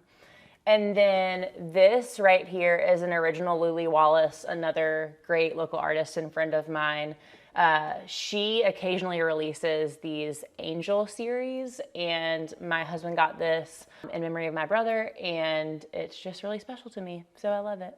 This is a little Teal Duncan Henley, and that is one of her colorful nudes, which I just love. I paired it with a Goodwill frame and painted the mattes white and pink to complement the print, and I think it turned out really well. This is actually by my mom, and I think it's just so pretty and fun. I got these guys for $1 each in an estate sale. Same with this. And really everything that you see here was either painted by a friend or found in an estate sale or a Goodwill. This is one of my favorite pieces right here. This was my dad's helmet when he was a volunteer firefighter outside of Philadelphia. And it hung in my room growing up. It was in my son's room for a while. Got a little too much use, so now it's hanging up on the wall. And I think it's just a really fun way to add character and texture and dimension to a gallery wall.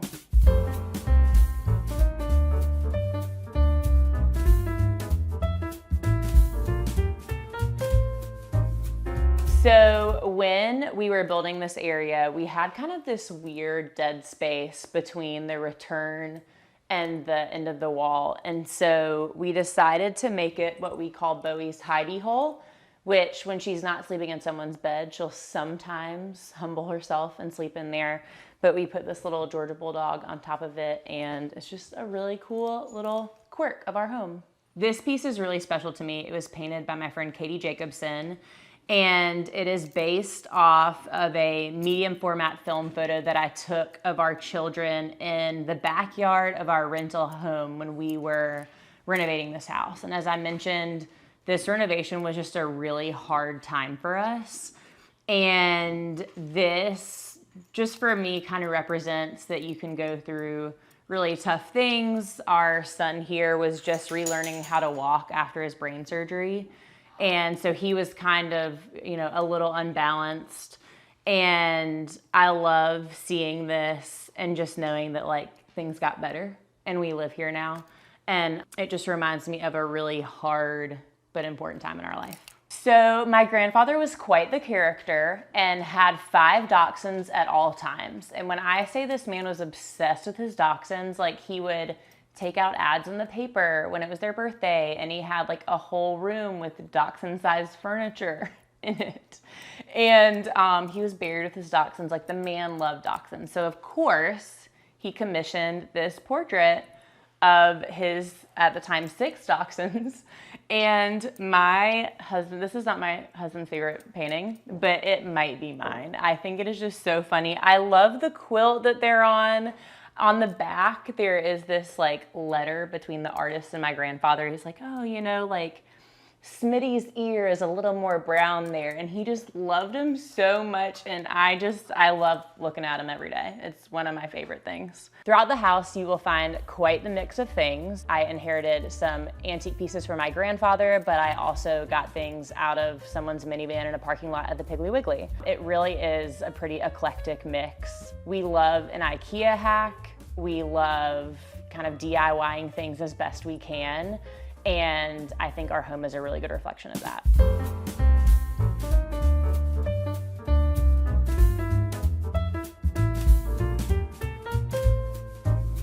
This is our daughter's room, and though I was quite a tomboy growing up, she is the girliest of girly girls, and she wanted a pink room, so that is what we did. I painted this mirror with some of her favorite things, and these are prints from a friend, Mary Margaret Monsees, who is a very talented artist who now lives in Savannah. We grew up together.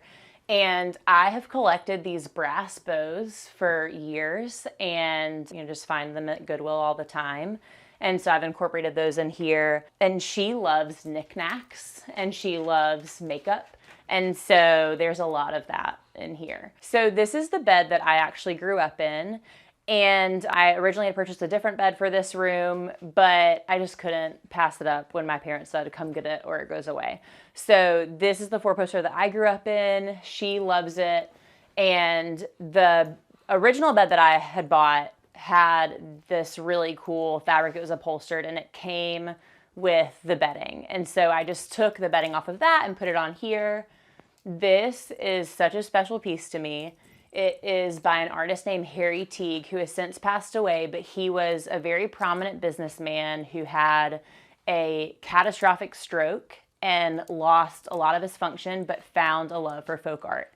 So my parents bought this for me, I want to say when I was 9, and it was unframed until this spring when my husband and I got a wild hair to try to put it in an acrylic float frame ourselves, which was not like the best marriage building project that we've ever done, but I think it looks great and I'm happy that we did it, and now it finally has a home. So this rug is another eBay find. I love an eBay rug, and it really just checked all of the boxes. It was pink and fun and girly, and so she loves it. I love this original mantle and wanted to incorporate a lot of art on top of it. This is a print also by Teal Duncan Henley. And our daughter was born with a congenital heart defect and has spent a lot of time in the hospital and has had some pretty huge surgeries. And so I love this piece by local artist Helen Brooks of a heart, because she also has a special heart. These were my cowboy boots as a child, and they sadly cannot be worn anymore because they are so worn in, but I just love them. And it was really important for me to have a fun and functional room for our kids. Of course, I want it to be pretty, but I also want it to reflect them and what they like to do and who they like, which for my daughter is Taylor Swift. I also am a huge Swiftie, and so when she said that she wanted this in her room, I was just giddy because, it maybe is not like the typical designer room decor, but it is something that she loves, and so we added it.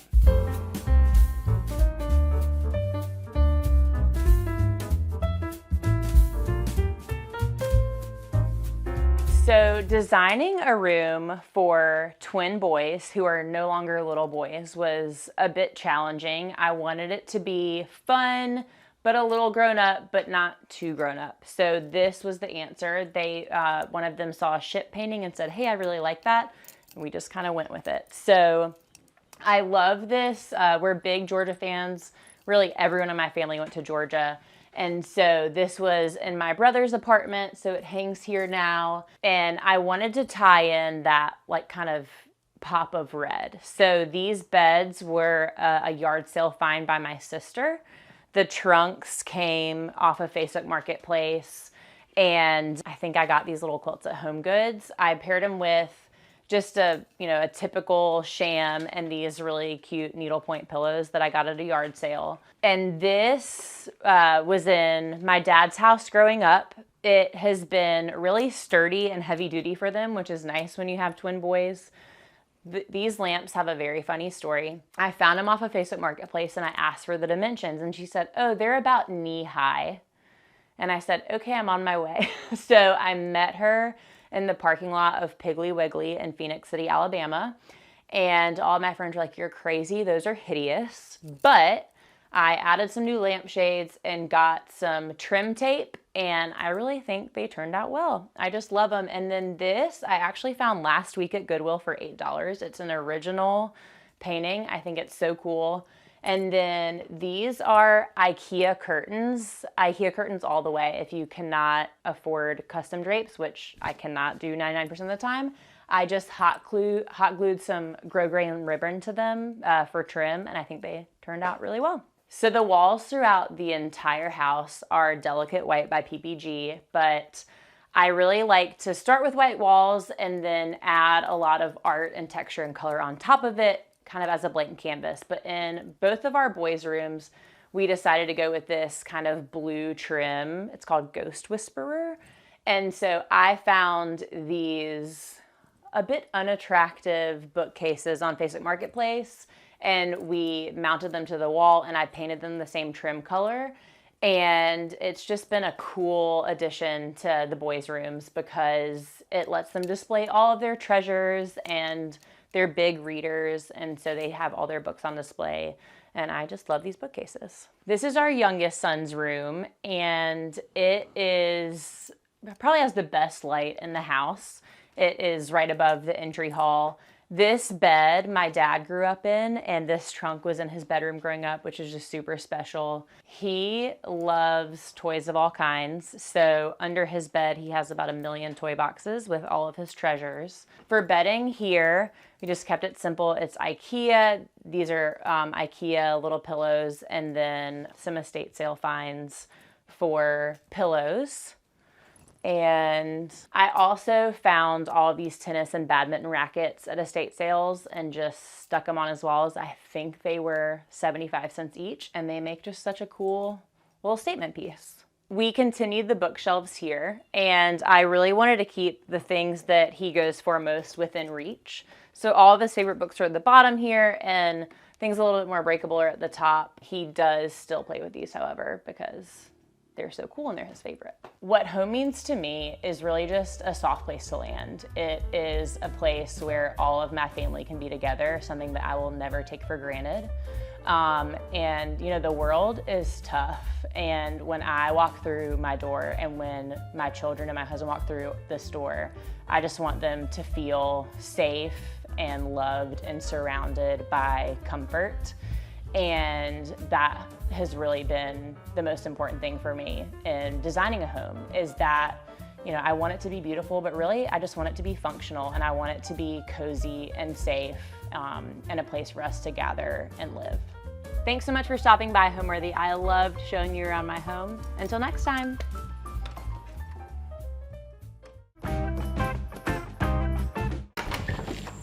Welcome, Homeworthy. I'm Taylor Loudon. This is my home in Suffield, Ohio. Let's take a look around.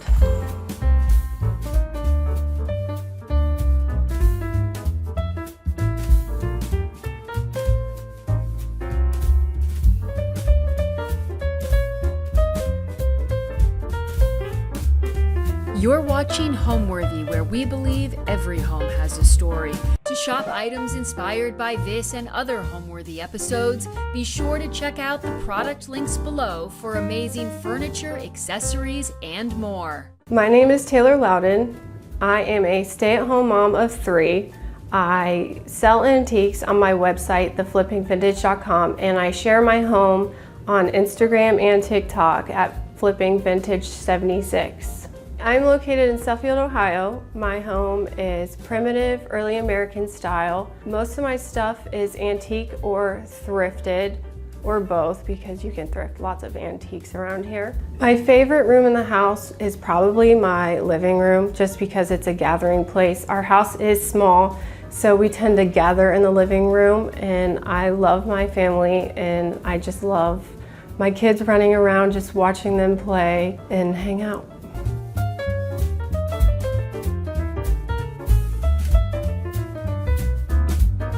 Welcome to my living room. So this cabinet I actually inherited from my great grandma. She actually hand painted it green, which is now my favorite, and you can see throughout my home I am obsessed with green and blues, and it's partly because of her cabinet.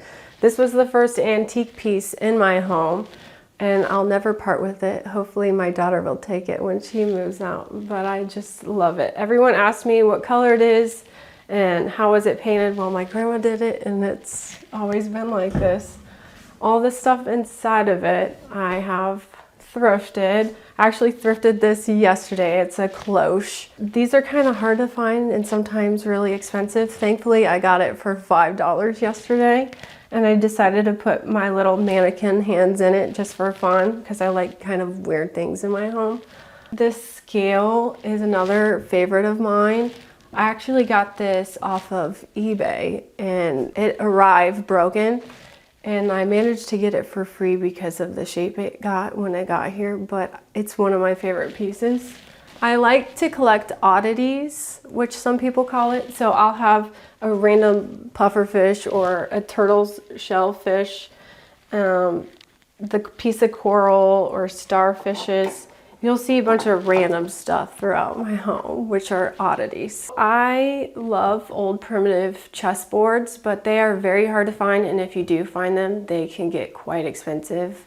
And I mean like $500 expensive, which I'm not gonna pay for a checkerboard. So I decided I have a lot of cutting boards laying around, and this one was a perfect size to make into a chess checkerboard, which I did. I hand painted it, and that took a while, but now I have this beautiful piece that kind of looks primitive, but it's not, but I love it and I'll probably never part with it now. I like to take greenery from outside inside. It gives it a more earthy feel, and it's natural instead of bringing fake things into the home, which you can exchange frequently and have new things to look at instead of the same thing over and over again. So this is an old baking table where people would prep in the 1800s food or whatever they need done in the kitchen. That's why it's shorter than normal. The legs were not cut. I found this off of Facebook Marketplace, which you'll hear me say a lot because I'm on there quite frequently. I love the color and the shade and just how well built things were back then. It'll last a lifetime. I got this off of Facebook Marketplace also. I wanted a piece that felt like a built-in, so it's a corner cabinet, and it gives my home a more primitive feel since my house is not very old. It's from the 50s. It just gives more earth tones, wood warm tones. Inside of it, I have my collection of antique Bibles that you'll see. Some of them date back to the 1700s. I like the massive ones and the smaller ones. The smaller ones are really hard to find, but they're my absolute favorite because they just fit in the palm of your hand. I think they're just so cool. Yeah, most of these are Bibles or religious books. So usually there will be stuff tucked away in these old Bibles, as you can see. Usually you find like hair, which is weird, but it's like of a loved one, or photos of family, or obituaries I find a lot of tucked in here, or like their favorite poems, like out of newspapers of that week. They're like newspaper clippings shoved in here, which I think is so much fun. So you get a cool old Bible and then fun stuff tucked away inside of them. I do have some like old medical books, so like of animals and human. I just think they're super fascinating. They'll show like old cows and sheep. So this one is like a human anatomy book that shows about the human body and diseases and what could be wrong, or just a bunch of cool things that, you don't really read about very often, but it's a huge medical book, and I like the old ones from the 1800s. I think they're just fascinating. I also have this gallery wall in my living room of random portraits. I do not know them. They are not family, but I do love them, and it's sad that a lot of people think they're weird to have and they just throw them away because I think they're just so interesting. These were real people back in the day, and now they live on my wall. So most of these I find at flea markets or on eBay. Sometimes the thrift if you're lucky, but usually that doesn't happen because they'll get snatched up really quick because they're really cool. This one is a favorite of mine because of the unusual ornate frame that it's in. You don't see these very often. I found this dentist sign at a local antique shop from my friend. I like black signs, black and white signs, or black and gold signs. I think it's just a fun color display. My grandfather clock is probably my second favorite piece in here. Instead of my grandma's cabinet, I have this. So these are very hard to find. It's an 1800s grandfather clock. It doesn't work, but I found it off of Facebook Marketplace. Sorry, I keep saying that, but Marketplace is a wonderful place if you want to find old, cool things for cheap. It's massive. When I saw it online, I'm like, I have to have that because I have been looking for years. But when I saw it in person, I couldn't believe how big it is because you don't really realize how big they really are until you're standing right next to one. So this cabinet I found off of Facebook Marketplace again. It's an older primitive piece. I got it for like $50, I think, but my TV fits perfectly on it. Our TV is a little big for the space, but you know, it's all right. It's just a, necessity nowadays. My basket of canes. So this is a collection of canes that I have been gathering for about a year now. It's kind of crazy how many canes I find around this area. So this is just one of my collections of things that I like to grab often. It makes the space more interesting. There's a lot of it. It takes your eye to this spot. So I found this at another local antique shop. I actually have this one for sale right now on my website, but I do love it. So sometimes I do display things that I'm selling in my home while I have it. So I always fall for a landscape painting. Of course, this has sheeps in an old farmhouse, which I absolutely love.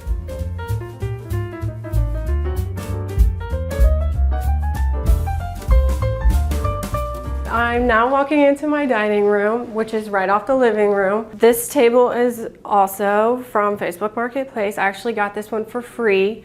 I don't see many like them, so I'm thinking that whoever made this, they lived in an old farmhouse or something and they built this table. The chairs I have thrifted, most of them were $2. My silhouettes of my kids I absolutely love. You always have to have a silhouette in an 1800s primitive style home. It seems to go hand in hand because they didn't take pictures, so they would draw the outline of your face and frame it on the wall. So I recently put this corner shelf up. It's old, I'm not sure how old it is, but I thought it would make a good shelving unit to put plates and pretty kitchen utensils on, just to make the space a little warmer with the wood tones and just something else to look at. Since my house is small and I don't really have a lot of room for big pieces of furniture, I thought this was a good way to bring warmth into the space. I decided to make this little tablescape, so always flowers in a crock. Crocks are my go-to for flower arrangements. Old plates, old glasses, and then cutting boards. That's another thing I like to collect. I think it gives another, tone into the home.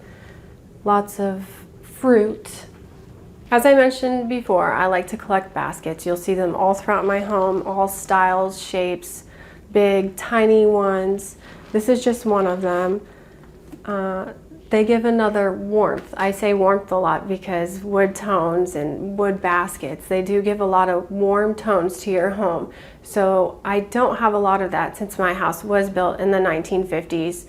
And maybe one day I'll get beams in here to bring more of that in to make it feel like an older style home. But for now, it's just gonna be lots of baskets.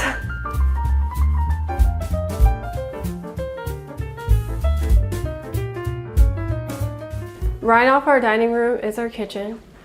Pretty much our whole house is just one giant room because it is small. We just redid our kitchen about a year ago.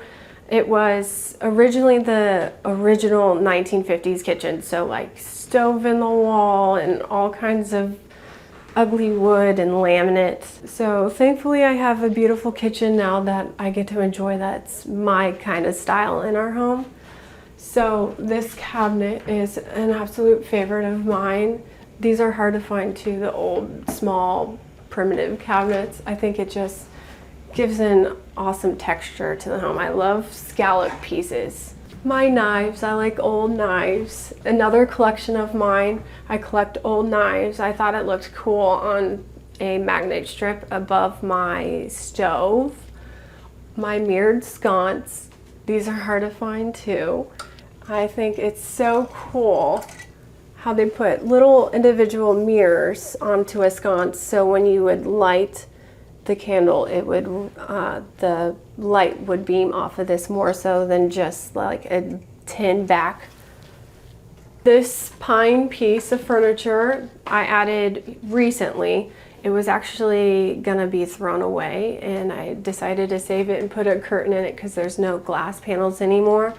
And it was skinny enough, I'm like, I wonder if that'll fit in my kitchen. And it fit in this space like a glove, so it'll probably stay there forever.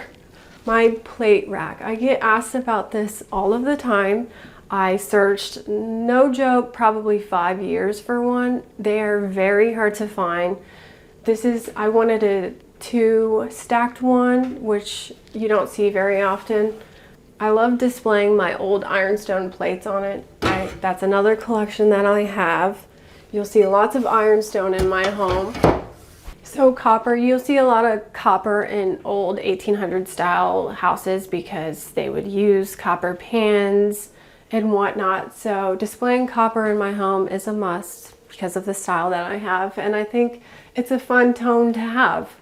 More portraits. So you'll see portraits all throughout my home, not just on my one gallery wall.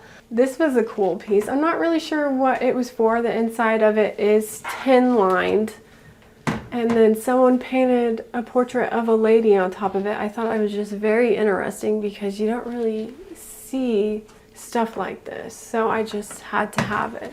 So nothing in my kitchen is original to the house. We ripped everything out. I decided in my kitchen I did not want any upper cabinets because back in the day they put old cabinets together and whatever they had to make a kitchen. So I wanted that feel in my home. So instead of cabinets, I did open shelves, which I have all of my stuff on. So our glasses and stuff we use, and my baking bowls, and just decorative items that make the space pretty.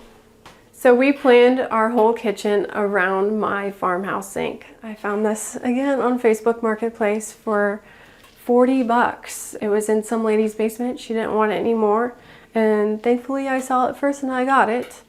It is a very cool piece. I knew I wanted this style of sink for a very long time. I think it is just so cool and it gives so much life to my kitchen. And then I put a wire cooling rack as kind of like a draining system for my cups and stuff when you wash them. So kind of a weird thing to put there, but it works and it makes the sink a little prettier. This door is not original. I actually had this in my bedroom for the longest time because it has a mirror on the back side of it, and I used it as like a body mirror, and I was just done with it in my room, and I'm like, I wonder if it'll fit anywhere else in the house because I do love this door, and thankfully it fit perfect to our basement, so now it stays here. When we moved in, I didn't really have a style, nor did I really decorate my house in any kind of way. It was kind of just whatever I had or family gave me, we put in here because we didn't have a lot of money at the time. I started flipping furniture. That's why my name is Flipping Vintage. It got too much because our house is small, so my basement was full of painted furniture, which I decided not to do anymore. And after going to a lot of antique sales, my love of antiques grew, and I came across the style on Pinterest actually, and I was watching Annie with an E on Netflix, and I fell in love with this style. I loved everything about it. I loved the warm tones of the furniture and all the woodwork, and I want to incorporate it in my house, which I did eventually. So now let me take you to my daughter's bedroom.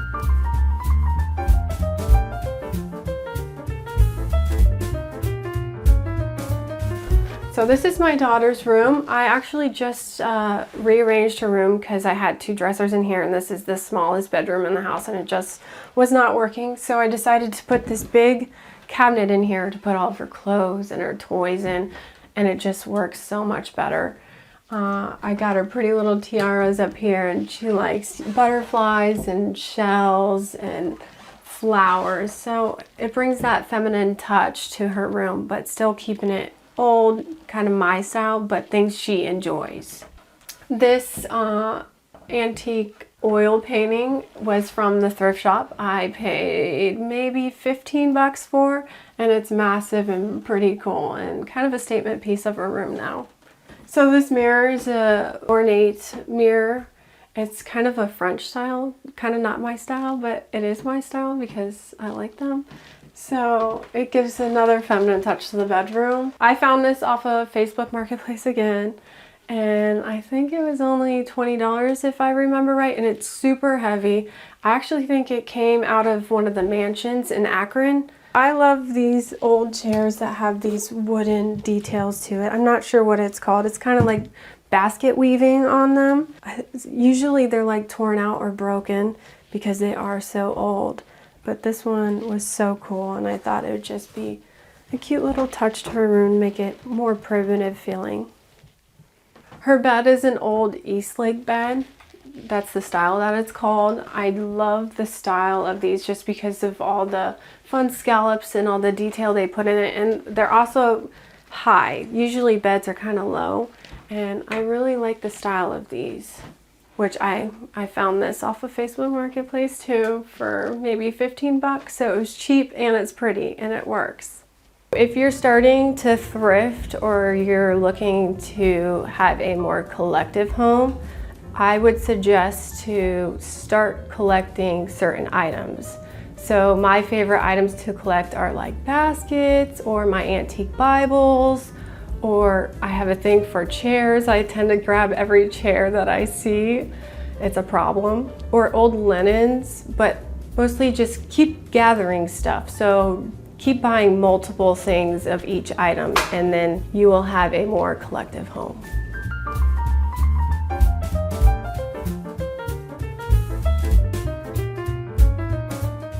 So now we are in my main bedroom.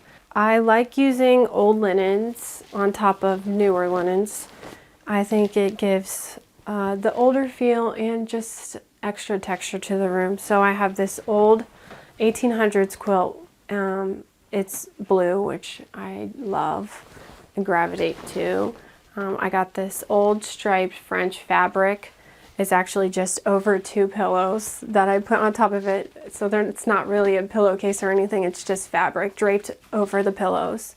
My bed is Eastlake. It's actually a full-size bed. My bed is a king size, but I decided to put 2 of the side rails together to make it fit my king size bed, and it works just fine. I actually left them detached because we have a sleep number bed, which is really heavy and it has a base to it, so they don't really move. But if I don't want it in here anymore, I can make it back into a full bed, and I didn't harm an antique in this process. I have this portrait painting over here that I rescued off of eBay within the last 2 months. It was just the canvas rolled up. It has, issues on the canvas of the paint falling off and chipping. But I decided I wanted to save it, so I grabbed it and then I put it on one of my old frames that fit perfectly. I actually hot glued the canvas to the frame to make it work. But it's such a beautiful piece, and I wanted to give it life again. This dresser I found off of Facebook Marketplace again. I think I paid 80 bucks for this one. I'm not sure what this wood tone is called. I've never really seen it before. It's very interesting. That's why I gravitated towards it. And it's just an old, massive, sturdy piece, which you can't really say no to because nowadays they don't make furniture how they used to. So I found this off of eBay. It's the blue ticking fabric work dress, as they would call it. I think it's so cool. You don't really find old clothing pieces anymore. So when I saw this item on eBay, I just had to have it because, well, it's just super cute. So this side table came with my daughter's bed when I bought it. They were like, just take it. I'm like, cool, okay. I painted just around the drawer and the cabinet piece just to, you know, because it would kind of, the wood tones blended together. So I decided I just wanted to brighten it up a little bit. And I think it worked perfectly. I'm glad I didn't do too much because it just makes this space pop a little bit more. So I'll show you my boys' room next, which is right over here.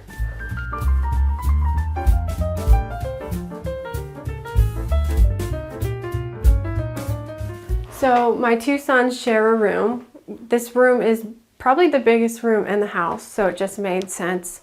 So I found these two old beds off of Facebook Marketplace again. It's hard to find old twin beds that are still together. So I think I paid like $150 for them, but that's still pretty good because you can't find them very often. I have old wool coverlets on both of the beds. They're both different, I think, which makes the space more interesting because it's not just the same stuff over again. I decided to put this rug on the end of it just because of the brown and white stripe. I think it matches good with the blue tones. My boys like all farm themed cows, equipment type stuff. I came across this World's Dairy Congress banner on eBay, which is pretty cool because I haven't seen another one like it or anything similar to it, and it fits perfectly. It has the blue tones in here, which matches their room, and it gives kind of what they like into their space, but keeping it old and what I like to, as because I know when they get older they'll probably get rid of everything that I have and change it to their own, which is perfectly fine, but I'm going to enjoy this stage while I can. I got this antique oil painting from the thrift shop for 60 bucks if I remember correctly, which is a very good find because usually if old paintings have cattle on it, they go for a lot of money because everyone wants one. This one has some damage, but I don't mind at all because of the price that I paid for it. It is just so beautiful to look at. I just love all the detail on the cows and just the color of everything. This dresser I found on Facebook Marketplace again. I didn't spend that much. I think it was maybe 20 bucks for this one. It had different pulls, so I decided I wanted the old cupboard style, and I added these on here for the more farmhouse, boyish kind of look. And I painted it this dark green, which is probably my favorite color to use on furniture. I think it's just the perfect green. I like to use antique wool rugs in a space because there's only one of them, which makes it more fun. I like the brown and the blue tones or the blue-green tones, or sometimes the burgundy ones are pretty cool too, but they are hard to find and they do get pricey. I like to find them on eBay. They do go quick if you do get them on eBay. But I think it just gives fun texture to the room. Not everyone has it.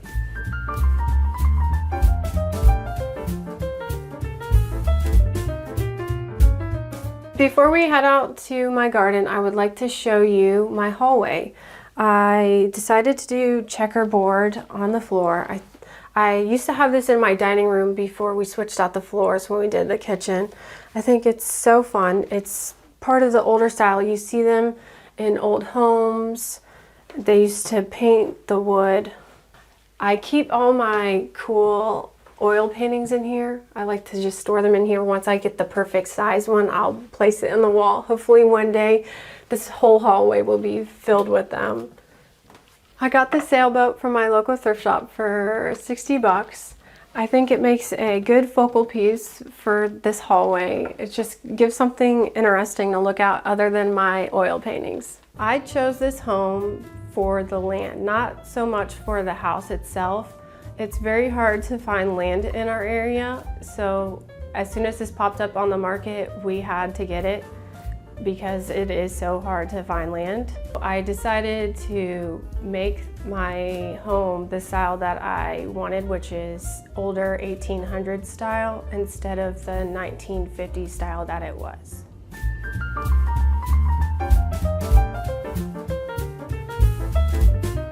Welcome to my patio. We recently revamped our space. We actually had like an awning built over here, which was falling apart, and we decided to tear it down finally. And we repainted the concrete. I put this dining table here, which I love. When this is kind of new, so when it weathers, it'll be like a darker tone wood. It'll give that older style that I'm going for, which I love. So we plant hydrangeas all over the property. They're low maintenance, they're pretty, and they get massive. So I think they're like great barriers instead of using fences and stuff, and they're just beautiful. I love them. So we like to gather outside as much as possible. That's why this dining area right outside our house is perfect for family gatherings and dinner in the summer evenings.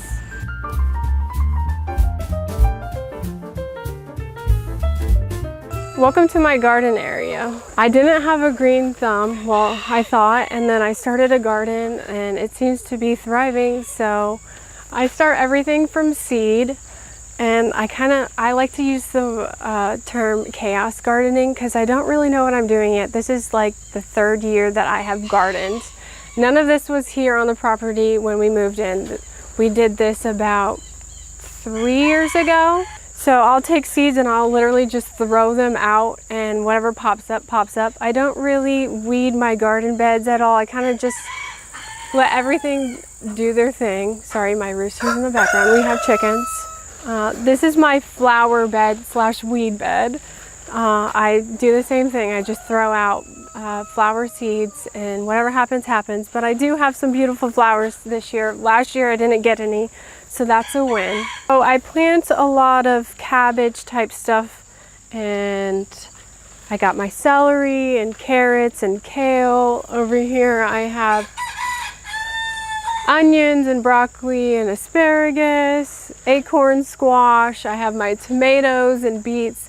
I try to do a little bit of everything. Every year I'll try to do something new. So my picket fence, I got off the Facebook Marketplace for 60 bucks. Picket fence from the store is quite expensive, and I wanted to do this space as cheap as possible. So I got all of this picket fence you see in my garden area for 60 bucks, and we painted it black.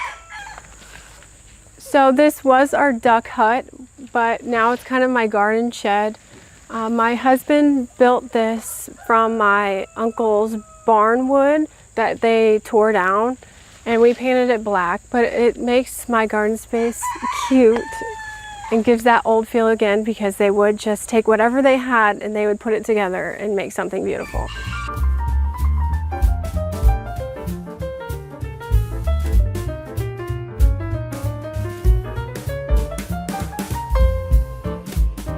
Home means to me a place where you gather all the things you love. So your family, or items that you love, or items that have been passed down to you where you don't want to get rid of them. Just treasures that you don't want to part with.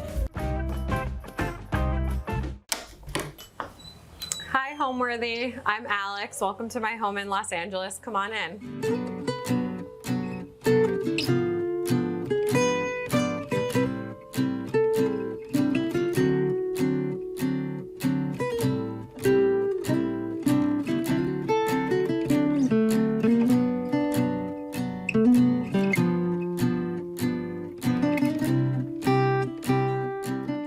You're watching Homeworthy, where we believe every home has a story. Hi, I'm Alex Yeske, and I'm an interior designer. We are in Los Angeles on the west side, not too far from the ocean and the coast. And the house is a pretty simple 2 beds, 1 bath, small little California bungalow. It was built in 1950, and a lot of the original detailing is still here, and we've tried to keep that intact as we've designed the home. So we chose this house because we wanted to be on the west side of LA, and we loved the neighborhood itself. It's very charming and full of, similar style homes, and we loved the backyard, which you'll see at some point, but we also loved that it had been very lightly touched, so there was a lot of room for us to make our mark on the house. So it was very lightly renovated before we bought it, and we were able to kind of make our mark, and I could practice all of my interior design tricks here, kind of use it as a laboratory testing ground. So I'm originally from the East Coast, from New Jersey, and I grew up in a house that was older, and we grew up around antiques, and so I love traditional interiors. I like layering in antiques and vintage pieces. I'm always sourcing things from flea markets and antique stores, and finding ways to mix that in with newer contemporary pieces so that it doesn't feel too one note or like it's from a certain period of time.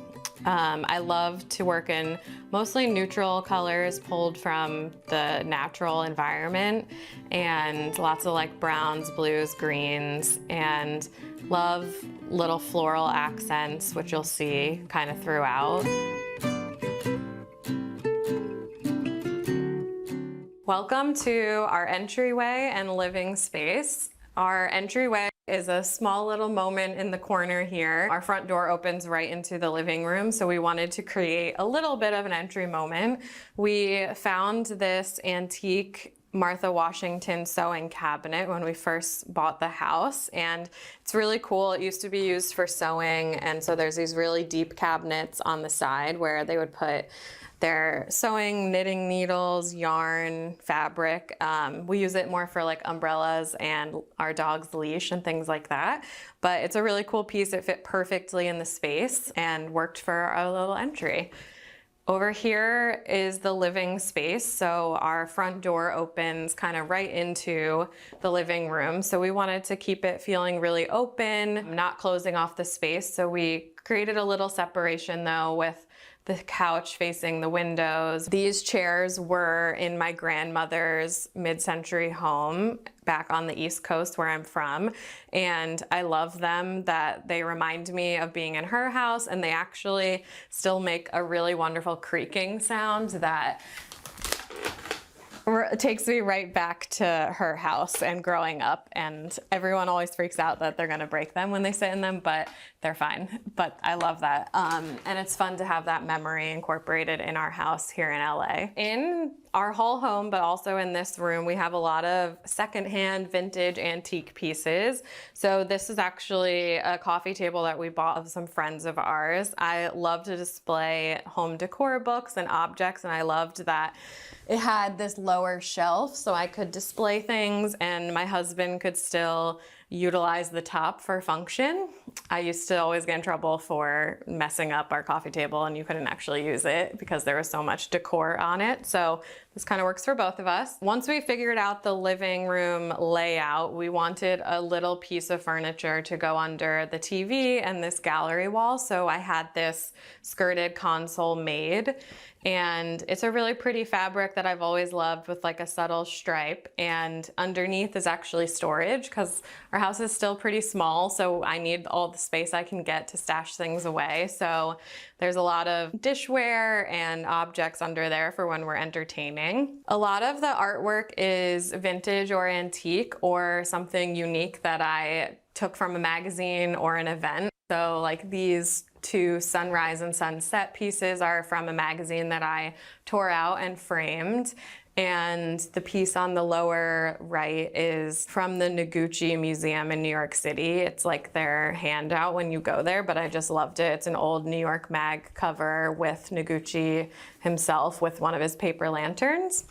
And I thought it was really cool, and I love that it has like this little crinkle from when I was moving it around that day. The lamp is also a vintage find from one of the many flea markets here in LA. You can find me at them pretty much every Sunday. I love going to them, always am shopping for clients and myself. So that was found at a flea market. And then this special box I found on a trip to London last year. It's an old tea caddy, and I loved the stripe of the marquetry of the wood, and I love it playing off of the striped console. And then we recently got this new rug, which is also striped, and so I just think it's a very fun little moment of playing with the scale and of the same pattern. In the same room as the living room, we have our dining space, and it's a tight spot, so we found this table that worked perfectly. It's a little bit narrower than most dining tables, and it just fit perfect. And I loved the marble top is a nice complement to all of the kind of warmer tones that are happening with our woven shades and natural fiber rug and the bamboo chairs. It just offers like a nice, cool, different type of material. And this area, although it's small, also houses a lot of my favorite pieces that I found. So the mirror I found at a flea market and refinished it into this like creamy white. And the plates were found at an estate sale. I actually saw them, thought about them for 2 days, and then went back on the last day to get them because I envisioned them exactly as they are. And we have some cool art over here. This is just a vintage seascape, but the piece on the bottom is actually a framed receipt from a trip to France and a memorable meal at a really cool hotel. And I had seen somebody else do this, and I just thought it was such a cool way to capture a memory and have it on display in your house. So that's a really fun little moment here. The light in here is also a vintage find. It is, I believe, mid-century from Vienna, and I bought it online, but was looking for something that wasn't too low and just worked really nicely in the room. And this was perfect. I love the perforation on the metal. Gives it a little bit of an extra detail. We have this amazing antique hutch that I looked forever to find the perfect piece for this spot. I really wanted something that had glass doors on top so that I could display all of my books and treasured objects, and also had some closed storage for entertaining things. So there's some really cool pieces within here. This platter we got on our honeymoon in Italy. This little flower ceramic object was actually inspiration for some wine goblets a friend and I created. I just started collecting Tiffany terracotta pieces, so I have a couple of those in there. And it's a fun place to just kind of rotate stuff through that's inspiring me. This was my first point project that I did during the pandemic, and I use it as a Christmas ornament at Christmas time, but otherwise I have it here on display. This piece stores some of our entertaining linens, tablecloths, that sort of thing. And so in this top drawer, we have all of our napkins, and it was a fun little design detail to add some leftover wallpaper from the hallway behind me inside as a little drawer liner, just to kind of connect the spaces and just utilize some extra material that we had. It makes me happy every time I open it and look at it. This is our little dog Bear, and this is a fun little spot I created for him out of this wicker bench that I found at a flea market, and then made him a custom little cushion with some fun fabric also from the flea market, and he loves to just sit up here. It's his spot in our living room. This table is one of my favorite auction finds.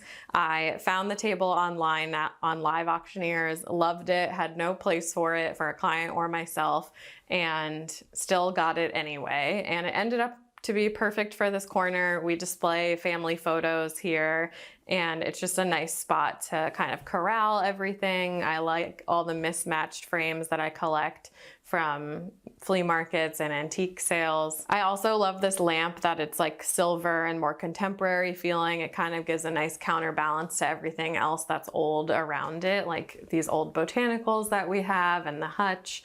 It just adds like a nice little contemporary nod. This room that we're sitting in right now, which is a mix of living and dining, is my favorite room in the house. It houses a lot of my favorite finds that I've had and some meaningful pieces. The chairs that are in the window they belong to my paternal grandmother, so they were in her home, which was also like a mid-century modern on the East Coast, and it's really cool to incorporate them here.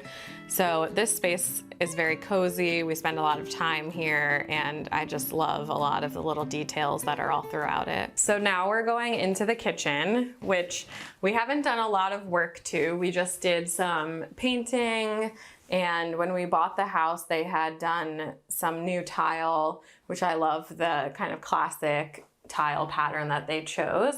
But we did some painting in here. We updated hardware. We did some painted knobs on the cabinets, and then these really fun rattan and iron pulls on the drawers and on our pantry as well. Just a simple, small kitchen, but we love it. Gets the job done. And we also love that it has views into the backyard, and we get to see nature and kind of live that indoor-outdoor California lifestyle. I love to add in warmth to kitchens whenever possible, and I like to bring in kind of warmer textures because kitchens and bathrooms especially tend to be much colder. You know, you have hard stone or tile surfaces, so we brought in some warmth with our woven wood shades and added this textural rug. The rattan handles add a bit of warmth to the kitchen. We don't have one, but I love adding a little table lamp in the kitchen on the counter if you have the space for it. And I think the biggest piece of advice for smaller kitchens is to try to keep things minimal and clean. We like to corral things in a lot of trays and dishes, platters, just to kind of keep things tidy and always looking clean. So now we're outside in our backyard. We have a great little seating area here for when we're entertaining and having dinner outside. And then we also have a little seating area where I like to do cocktails with people. And then this is my garden that has been a fun work in progress over the years that we've lived here. I love to grow cut flowers. So these are some remnants of what was left from the summer. And we created this this is called willow edging, and it's very popular in England, which I draw a lot of influence from English gardens. So it's a fun little design detail. And then this potting bench, I actually made with my dad on one of his visits out to California. We found the table on the side of the street in our neighborhood and then completely transformed it into what it is now. And it's just a fun spot to display pots and different plants. And I don't use it too much as an actual workbench because it's just so pretty, but it's a fun moment and memory with my dad. Now that you've seen the main living spaces and the backyard, I'm gonna take you to the bedrooms, but first I wanna show you one of my favorite areas of the house, which is this little hallway. We wanted to create this fun focal moment because you get a glimpse of this hallway from nearly every room in the house. So we decided to do some wallpaper, and the scale of this floral wallpaper was just perfect for the size of the hallway. I love the little hit of blue, which carries into a lot of the rooms off of the hall. And again, it's filled with some favorite antique vintage finds. This mirror is a really cool, actually, replica of an antique mirror. And this table is antique, and some cool objects that are also antiques. And I just love mixing the character in that comes from using antiques and vintage pieces. Makes it feel so much more special and interesting. Now we're going to go into our bedroom. We wanted this space to feel really calming and serene, so it's primarily whites and ivories and some neutral tones. And I loved bringing in little mixes of pattern, little hits of pattern in the drapery, the pillow on the bed. And we also had this custom curtain made to go behind the bed, which just adds some interest. And, you know, in California, we don't put art above our beds. So just brings a little something extra since we can't have artwork there. The two nightstands are really cool antique and vintage pieces that we searched for a long time to find stuff that was the right scale for the space. This is an antique piece that we found at an auction in Northern California, and I'm just in love with the character and the details. The hardware is so special. There's lots of imperfections in it, but I think it's so beautiful and such a beautiful color. And this is a piece that I know we'll have forever in any home that we live in. This little lamp is a fun find from a flea market for $5. I thought it was so perfect, and I love the scale. I love the bronze detailing, even though it's not real bronze. It's just very beautiful. I love the scale of it here. This artwork we actually had in our New York apartment in our living room, so it's nice to see it every day in our bedroom. We got rid of a lot of the pieces that we had in New York, but this is one thing that carried through. My husband and I have been together since we were 18, so we have some fun photo booth strips, and we put these two in a frame just to have as a cute memory. And my niece did this painting of our dog Bear for Christmas last year, and I had to frame it. And I love looking at it. It makes me smile every day. So I wanted the bedroom to feel really serene, and I wanted to still have some interest within the textiles. So I found this really lovely silk quilt that has this box stitch on it, and then kind of echoed that in the rug. Also has a similar box stitch detail, and brought in some pretty neutral patterns in the pillows and also the drapery. Now we're gonna go into the bathroom, which is a very small space and is actually the room we've done the least amount of updating to. So it has the original tile from the 1950s, which I love. It's a fun little neutral, but still has some interest tile. We skim coated all the walls in here ourselves, which was quite the DIY project. And we painted this cabinetry, this dark chocolate brown, and changed out some hardware just to give it a little bit of interest. And we have like the original sink here, added this skirt so that we could hide some stuff underneath. Again, some clever storage. We have cleaning products and that sort of stuff underneath. Yeah, we just kind of wanted to warm it up and make it feel like us. And eventually we're planning to do a much bigger renovation, and we'll tackle this then. But for now, this did the trick. When we painted the bathroom, we decided to bring the cabinet color onto the back of the door. And I just love that design detail. It's surprising. You don't really notice it until you're in the bathroom, and it's just a fun little surprise. My favorite tips to create a well-designed home is to buy things you love, not just things that are trendy or you see everywhere. Because if you buy things you really love, you'll love them for a long time, and you'll find ways to mix them together. And the space will really feel like you. I also advise buying the best quality that you can afford. I love mixing in vintage and antique pieces because they're kind of pre-worn in. You don't have to worry about damaging them. They've lived a life already, and they can stand the test of time to continue living another life in your home. Yeah, just buy things you love so the house is representative of you, and don't get too stuck on following trends or what you think is right or what you should do.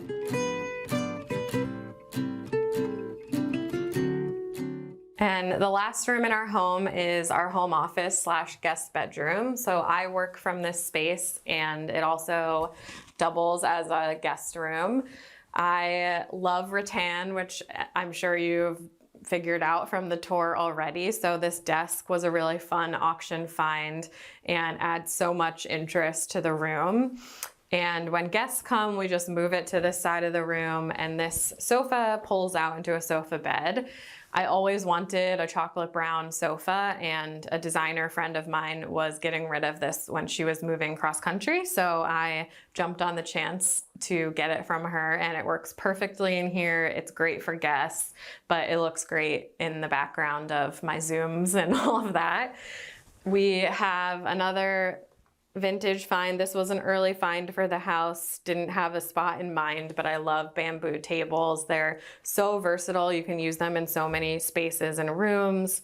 And I loved the size of this one, and it ended up working perfectly in here as a little nightstand side table for when we have guests. This lamp is really cool. It's a vintage find, but it has this cool kind of tortoise horn detailing on it, and I just had never seen another lamp like that, so had to have that. And I love the way that it echoes the detailing on the table that it sits on. This is my inspiration board, and I love to change it out, and it's actually magnetic, and so I'm always changing things out. It's super easy. And I got this idea from another designer friend of mine in her office. It's actually a magnetic linen wallpaper that we bought and then framed really nicely. And I just love that it's a little different than a normal pin board. It's a little cleaner, more streamlined, but I love to hang up inspiration photos, pieces of fabric that are inspiring me. It's always changing, and it's also a nice little glimpse into what's inspiring me right now. And I also keep little business cards and messages from friends and business partners that are just nice and inspiring when you need a little pick-me-up. This piece of art is an auction find, and I feel like it is my color palette in a painting, and had to have it, and it works perfectly in this room, and it pulls in all the tones, the chocolate brown, the pale blues, it pulls in the olive green ceiling detail, and I just love it, and it makes me happy all the time, and I see it constantly. So this cabinet does triple duty in here. It helps store all of our fabrics and samples down here, nicely organized, although it needs a little bit of a refresh and edit. But up here we have our inspirational books and things we turn to more frequently in our design projects. And one of my favorite things that I have in here is this little miniature collection of silly little objects. I love gardening, as you've seen, so I found this little brass watering can and terracotta pots at an estate sale. Recently found this tiny little basket, and they're just so silly, but I love them, and they make me happy in here, seeing them every day.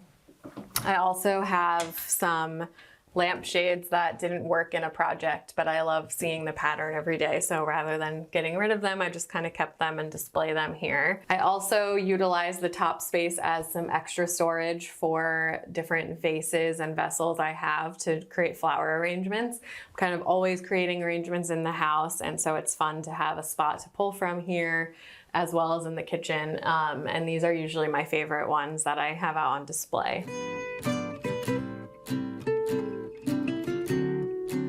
Home means a place that you're able to be yourself, be comfortable, relax, recharge. I'm a bit of an introvert. I like to go out and socialize, but home is really where I recharge and reset.